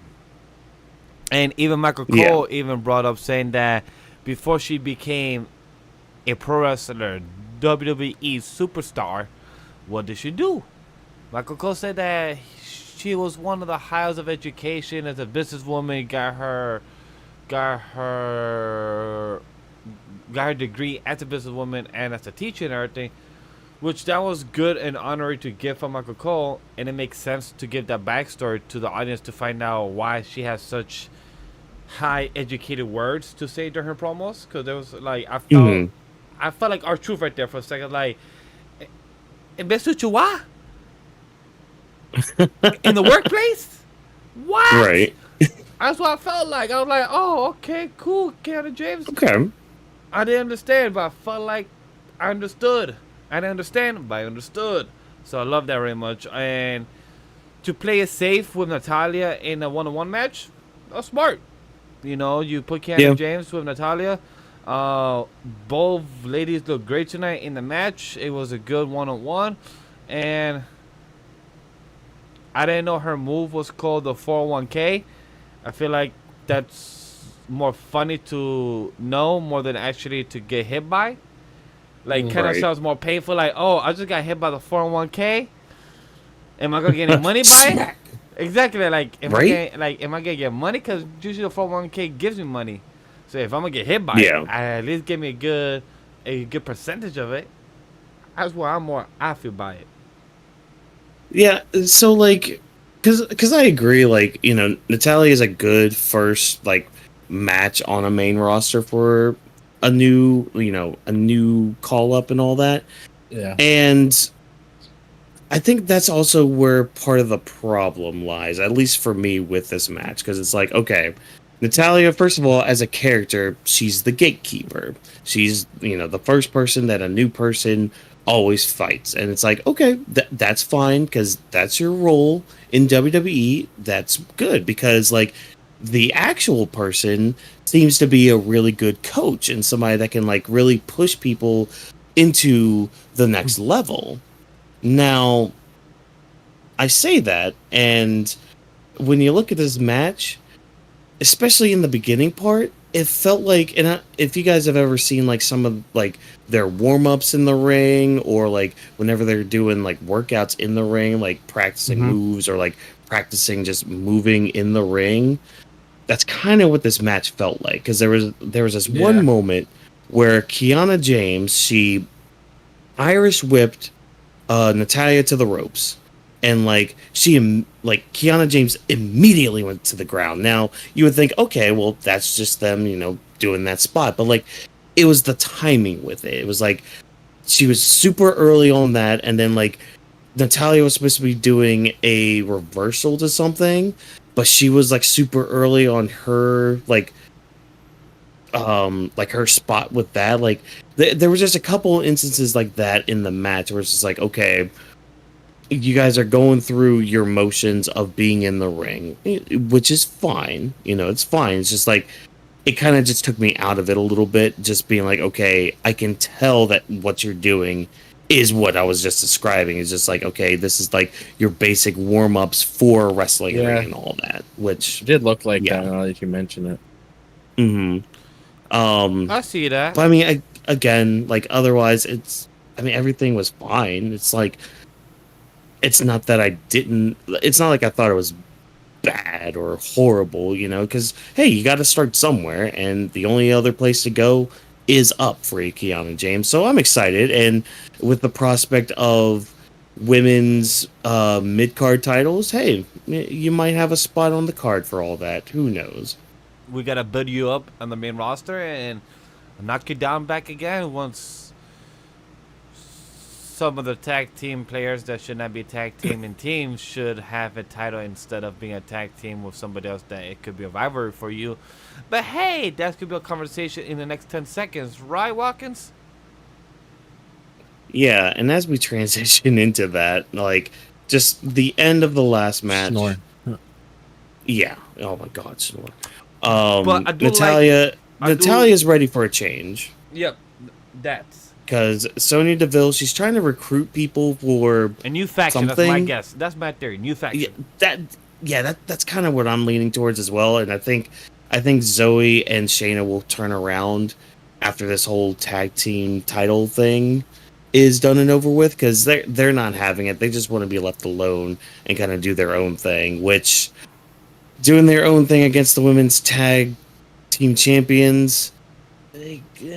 Okay, all right, we're here. Let's just talk about this. So we had an impromptu title defense of Jade Cargill and Bianca versus our number one contenders, Shayna Baszler and Zoe Stark, and they put up almost no fight at all in this match. Like, this was all Bianca and Jade, and I don't like that. I don't like that at all, especially for somebody like Shayna Baszler, because like I put Shayna Baszler on a high pedestal because I was there during that NXT run. Yeah, see, that's the thing that sucks is Like- because when you look at her, she looks like a main event material, but the way that they've been booking her for the past couple of years, it's gonna be really hard for her to get to the top of the card again. Like that's why I said earlier, you gotta make your mark as soon as you can, because if you get booked like this, nobody's gonna care about you. Like, why do you think? Yep. When Zoe goes out there, she doesn't have any reaction because they're not booking her properly to give people a reason to care. That's why it's a sink or swim situation. You either figure out how to swim or you just drown. Look, And so far, it looks like they're just drowning. I mean, at least Which Shane is sucks. doing something in NXT, so at least she's more relevant. Yeah. But like with Zoe, she honestly has not had a successful run ever since being on the main roster. Like we thought originally when she was paired up with Trish, it was going to help her. But after she broke off from Trish, she was just lost. She was like a needle in a haystack. Yeah. And like even when she turned on Trish at the end, it's like, okay, you Nothing did came out that. of it. Now where are we going? Yeah. And it went nowhere. just like our guy that have the shirt I'm wearing, sometimes you gotta know that you're the best in the world. And right now, Shayna Baszler and Zoe Stark, you're not the best in the world. Even Sonya Deville tried to save you. She said, "Do not do anything rash when you go out there." And guess what they did? They cost their title opportunity and have the contender match right there on the spot. Having a match with the top team of the women division of Jade Cargill and Bianca Belair. How did this happen? How are they the top team? And the match happened out of nowhere, where Adam Pearce like, hey. The way I felt like Adam Pearce come out this moment, I felt like he was Teddy Long trying to tell you that you're about to verse the Undertaker. I felt like, hey, you're about to verse the Undertaker. Great. Yeah. But when Adam Pearce came out and said, you know what? You guys are about to have your one-on-one match right now. You's ready. They're ready. Y'all dressed. Y'all in gear. But then it didn't feel the intensity. It didn't feel the importance of a title match being on the line. It didn't feel that. And I was very disappointed as a fan of the tag belts of what they used to mean years ago when I used to watch. But then what I've heard recently in the past 4 years, they haven't been booked very well. And they've been random team matches. And I love that Fire and Isla Dawn ruined the match for both teams. And I love what they said in the backstage, that they never got an opportunity and they never been beaten, and how Zoe Stark and Shayna kept saying that they beat every tag team in the woman division but never has beat Isla Dawn and Fire. And I love that line because it shows that there is more teams in the woman division that are actual fucking teams. Sorry that I'm just getting mad because it just gets mad that these promos says about a certain teams, but they're not teams that are being shown in the light of day to the audience or to the fans. It's like, wait a minute, we have Katen and Kadana where they're not even being used right, and they're an actual fucking team in the woman division. Yeah. But you have Fire and Isla Dawn that's been in the main roster since last year, and you're not gonna be fucking putting them on TV time, but now they are. Like, come on, make it make fucking sense. Yeah, and I saw what JJ and Oblivion mentioned in the chat, that they're more than likely gonna have a match at Clash because they're both Scottish. But that sucks. But, like, that exactly. they're being used for force just for recognition and everything. Was I mean, that to be sucks. completely fair, that's the same thing that's going on with Piper Niven too, because she's Scottish as well. Oh, I know. No, that's That's fine. the only but reason why. At least with Piper Niven, it's been built up for 2-3 weeks prior. That's fine. But being built up for Isla Dawn and Fire for being built up since last week, showing them in the behind, thinking, looking, talking. Like, I wish this should been since 2-3 weeks ago Friday, and with I would agree with you if the tag titles felt important, and they don't. It felt important, but hopefully slowly with Monday and Friday their tag division having some type of importance, hopefully it will start getting pushed, at least to feel some importance with their reign. Because this is technically Jade Cargill's first title reign. So they want it to feel successful. They want it to feel some type of importance, some type of impact in the women division, even if it's tag. Yeah. And hopefully, if the rumor is true of the mid-card title for the women division also comes to pass, this is like a blueprint of how to kind of balance from Raw and SmackDown. Hopefully, that's my hope. Because I have to see this, as much as I'm a fan, I have to think of this myself and put it outside of a box. As a fan, but also as a critic, and also as where could Triple H type of booking, where could this lead to? Where could this have hope for? And this is where I have the hope for. It's like, what can it lead to with the women division of the tag? Even like you said, that they're Scottish, it could be being forced. Let's just hope that once they're being forced, that this could actually lead up to after Raw. How can the importance lead up to after, where are they still going to be getting TV time, and are they still going to be feeling importance after week to week and the woman tag division itself? That's just my hope, that if this being pushed, being forced, how would it ricochet after in a domino effect? And like, because this is also like, this kind of ties into like the whole tag team thing anyways, but I had this thought too earlier. It's just like, well, what are we also doing with the world tag team titles? Like, you had Miz and R-Truth on tonight. Like, see, okay, no. This was my problem. This was my problem all the way back during WrestleMania. It's like, okay, I get it with the moment for R-Truth. I get it. I understood it. Fine. But this was my issue with it right here. It's like, if you're going to do the moment with R-Truth and Miz, fine. But don't have them hold on to those titles for too long. Because exactly what's happening is exactly what I thought was going to happen. They don't know what to do with the Awesome Truth at all. They don't know, like, and that's the problem. It's like you had so many teams that could just beat them. You have the frickin' Creeds on your roster. You have the Creed brothers on your roster, and they're not tag champions yet. Like, because if they held the belts, I can almost guarantee you could have like some great programs going on. And like we're doing something right now with, like, at least with AOP and New Day, and maybe we're leading up to New Day winning the tag titles again to redeem themselves, you know? But like, what are we doing with it? Like, R-Truth and Miz show up in these segments each and every week, and like, R-Truth can be funny, but he can also be kind of cringe and just kind of like, And again, like that's just the whole argument of like comedy being subjective and all that. But it's like, what are we doing? Like, at least SmackDown's doing something with their tag division. At least A-Town Down Under has something going on. I feel like for Triple H, he has to pick and choose what type of division. With a 3-hour show, you have to put time. Right now, he's trying to build the women division, so the tag belts had to take a little side note.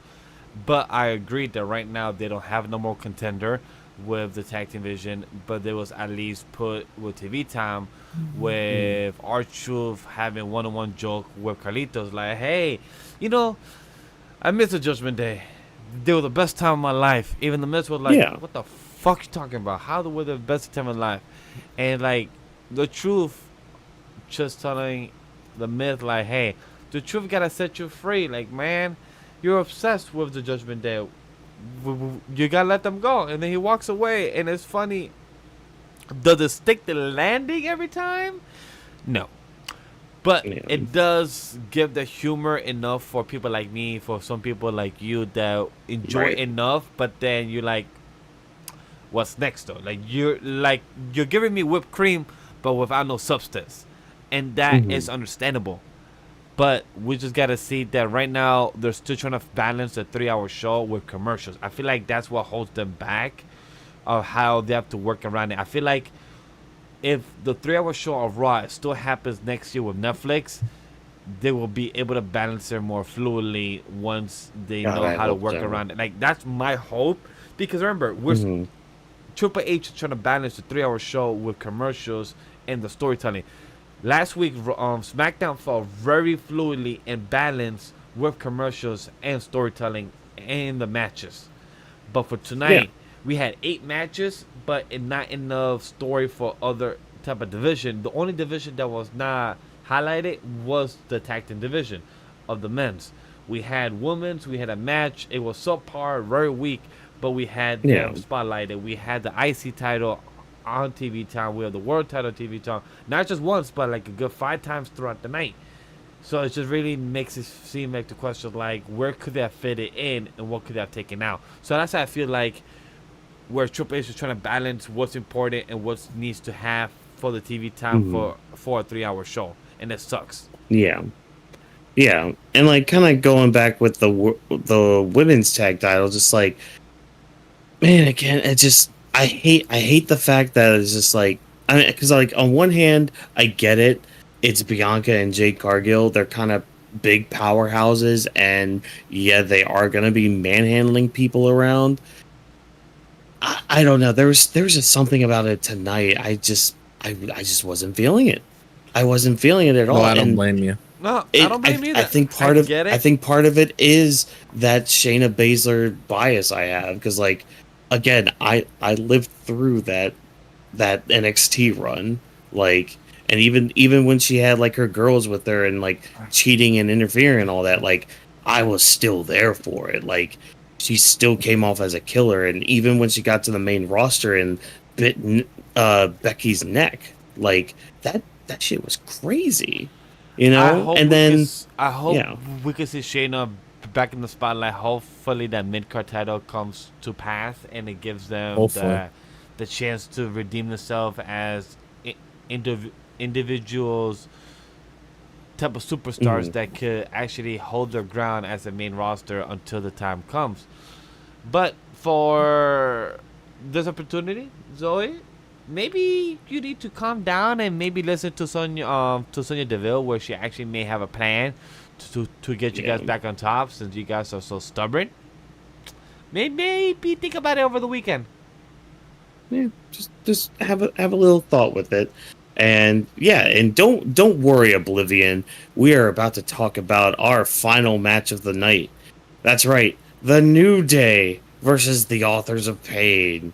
Uh, the story's being set up for like Karrion Cross, like putting some sort of doubt into Xavier Woods about like the power of positivity and how like Xavier might be better off by himself. Which, I'm sorry, don't break up the New Day. Don't just don't do it. I don't want them to break up. I don't I think don't. any of us. I don't know. Do you guys want the New Day to break up? No, no. No. Hey, I'm the one Yeah, that good. I'm the one that been saying I don't need the Judgment to break up either. I don't Mhm, like when factions break up when they're not needed to. mhm. When the New Day itself has been successful enough to last enough, like the DX generation has been lasting enough for 30 years or less in their success of being a group. They always come back for the anniversaries because people know they love hearing the song "Are You Ready," and then dun dun dun dun dun dun, like just Yeah. everyone hearing the Yeah. DX song. The same thing with New Day. Even Michael Cole mix up Xavier Woods' musical Oh, yeah. instrument. That Like, hurt. no, It hurt. He it's called her not. the trumpet. It's a trombone. It's a trombone, Michael Cole. You said the My wrong soul. instrument. My soul And hurt. just to hear freaking Karrion Cross like, you're not gonna need Kofi's, you'll not be behind his shadow no more. I'm like, Yeah. boy, what the fuck you talking about? What? I think one thing that really got me, it was something Michael Cole had said on commentary. He had mentioned that like Biggie and Kofi had experienced very successful Yes. singles runs, and it's just like, well, Yes. when is it going to be time for Xavier's moments? It's like, well, he did win King of the Ring. That was fine. That was awesome. And like, he hasn't really done much more beyond that. And it's like, okay, he can still do that while being part of a faction. Yeah, it's like you could still have a squad. Like, I remember someone. well, it's just like with Kofi. Yeah, like Kofi Mania and all that. Like Big E was and there. Xavier, like holding him in the air. Like, yeah, we got it. We got the like, champion. They were part of the story. Like they had to go through like a gauntlet match just so Kofi could get a chance. Exactly. So Like, why can't Kofi and Xavier do the same thing? Like, why do we need to have a falling out? Why do we need to have doubts, slither through just because a dark force of Xavier Woods is popping out? I mean, Xavier, Karrion Kross is popping out just to make him question himself and question his loyalty and question the friendship, question the New Day, question the group, question to know what the fuck is going on just because Authors of Pain wants to cause pain and just wants to do a beautiful ass powerbomb neck breaker type of combo at the end, which was really beautiful executed. Yeah, I mean, it was again, it was fine. I mean, kind of easy work for AOP, which fine. They should be. Have you seen the size of these guys? They should probably be having a lot of easy matches with some of these teams. But I'm praying, I'm hoping that the power of positivity still reigns supreme within the New Day through all this. Yeah, let's hope. Yeah. But you know what? If you guys don't have anything else to say about that match or like that story going forward, that might just be Raw. Yeah, that's it. Oh, perfect. Because, the perfect time to talk about our Raw overall thoughts that I want to bring up. We haven't been talking about one major storyline that's been putting its pieces together throughout Twitch streams, throughout So QR that's something. codes that. So I just felt like this is a good overall thoughts just to, since it's been happening week to week, not really time for like a full segment type of conversation. So I'm like, hey, we're about to end the show. How about quick thoughts about this? Because I haven't put too much brain power to know what the fuck is going on, and but chat, I'm choosing to because I want to surprise me. If you want to go on Twitter, you could see the people that are coming back in this new group of the Wyatt family. I don't want to spoil you because I know not everyone is on the interweb being week to week on what's going on. But Watkins drop, how do you guys feel about this? Because I know we haven't actually given our full thoughts about this online. So yeah, thoughts? Drop. Do you want to start first? I mean, honestly, like it's hard to say that I really care that much. Only because they've been doing it for so long. So you would think, okay, they might as well just reveal it at this point because it's been like 2.5 months now. Really? 2.5 so it's months like, now? Shit, damn, it's been that it's long. been two and Just it's been around 2.5 months. So it's like So at this point you might as WrestleMania or after. I think it was. I think it might have been before. right after, or was it? I don't remember. Yeah. Oh wow, Okay. damn, it's been that long. Wow, my apologies. Yeah, but it's like I'm at the point where I just wanted to see it get revealed because these little QR codes that we keep getting every week, I'm kind of getting like bored of it. Right. Yeah, I mean, I'm kind of in that boat where it's like I'm waiting for the payoff for it to fully talk about everything because there is the part of me that's like, okay, it's been like 2.5 months of all these QR codes and all these little hints, and like what they're doing is pretty cool. It's like, okay, you're doing like this 1 hour Twitch stream, which like at the end you do this jump scare kind of thing, or like, well, tonight's one, apparently one of the QR codes brought you to a picture and it said see you tonight, but we didn't get anything tonight.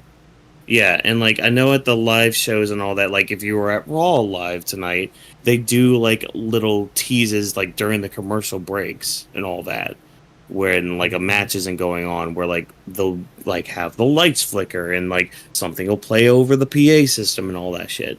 But yeah, I'm more waiting for the payoff part, and like apparently one of the clues had actually given a date of June 17th. So we might be getting something then. I think that's where like on Monday. That's on a Monday after Clash of the Castle. Yeah. So it's like, okay, we could be seeing something of Clash of the Castle then, a little ending of somebody appearing. So I don't want to name the characters that got announced so far, because that might be a spoiler for some people that don't want to be spoiled, don't want to see the character, like me, that want to be surprised. Sucks that I have to be spoiled, just because I'm part of this community, I'm part of a creator, so I have to be known in the information. But other than that, my overall thoughts, I had a good time. Braun Breaker, Spear, Elbow Ricochet many times, and Liv Morgan loves to give the shenanigans into Judgment Day. How many people has she flirted with to try to see who she wants to be with? And hey, the revenge tour continues on, because she still has to take the Dominic out of the mommy. She has to take our bad boy out of the Judgment Day. And can we find something to do with the tag titles, with the world and with the women? Because it seems like we're having issues of booking.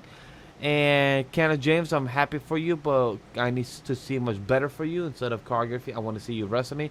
I see you being the businesswoman that you are, but I need you to be the entertainer and wrestler that you need to be. And other than that, Jey Uso, Money in the Bank. Yeet. Mm-hmm. All right. What about you, Drop? What were your overall thoughts on Raw? I thought it was an alright show. I mean, there's not really much that I really cared for throughout the show, besides what went on with Liv Morgan, and also what went on with Chad Gable. Other than that, that's mainly all I really cared for. Oh no, of course, stuff with Braun Breaker, but other than that, that's all I really cared for. Yeah, I'm kind of in a similar boat as you guys. You know, the show was all right. The things I cared about, I really did care about. The things that I do care about that aren't doing too good, come on, let them breathe. Let them be peacocks. Like, you gotta let them fly. You know, and if you got that reference, thank you for that. But yeah, so with that all being said, Vash, what can all these lovely people do if they've been watching this video already to the end here? If you've been watching us here right now on YouTube and twitch.tv/anime lately, AniMa W3 Studio, we appreciate for you checking us out on the YouTube side and Twitch side. Like I said it down below in the YouTube comment live section of saying we're wrapping up the show right now. Thank you for tuning in, everyone. It's because we're about to go to our outro. But you know what? Like you see in the lower third, AniMa W3 Studio, at Legendary Vash, at Drop This Box, at Watkins MW, and the hashtag Weebs of the Ring that you'll be seeing and discussing with us every Monday and Friday.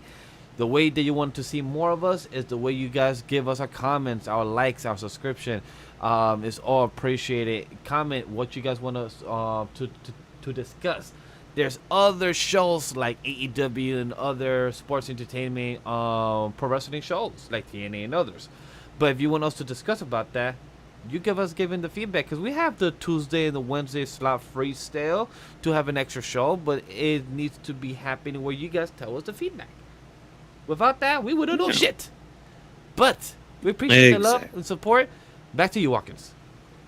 Oh yes, but as Vash said, thank you all for taking time out of your day to listen to the Weebs of the Ring podcast. If you enjoyed what we had to say, why not do exactly what Vash just said? It's really not that hard. You just gotta click, click, click. It's very, very easy. But we are known as AniMa W3 Studio on all social platforms. Just remember, that's we with a 3. Also, apparently Vash's volume is very loud at the moment, so you were screaming at these people, Vash. Oh, boy. How dare you? How dare you? That means you cannot tell me you didn't hear me, guys. You heard me. That's what it is. Exactly. You heard him. You heard him exactly And plus, tell I'm you sorry. exactly where you needed to go. Yeah. But yeah, yes, use the hashtag Weebs of the Ring to interact with us about anything regarding wrestling before, during, or after our shows. Feedback is always appreciated, as we are nothing without you tuning in. Weebs of the Ring is presented by AniMa W3 Studio, thanks to our production team of Vash. Watkins, drop this box with that awesome thumbnail. I saw that thing, buddy. We have Rome, who does wonderful work for us, and Jokester, who is heading up our gaming side of things as well. And we do want to give a special thanks to JB and Abe for everything that you guys do for us in the back. Thank you once again for joining us, and remember, no stunt grannies were harmed in the recording of this podcast. Have a good night, everybody. Bye, everyone. See you guys. Have a good night.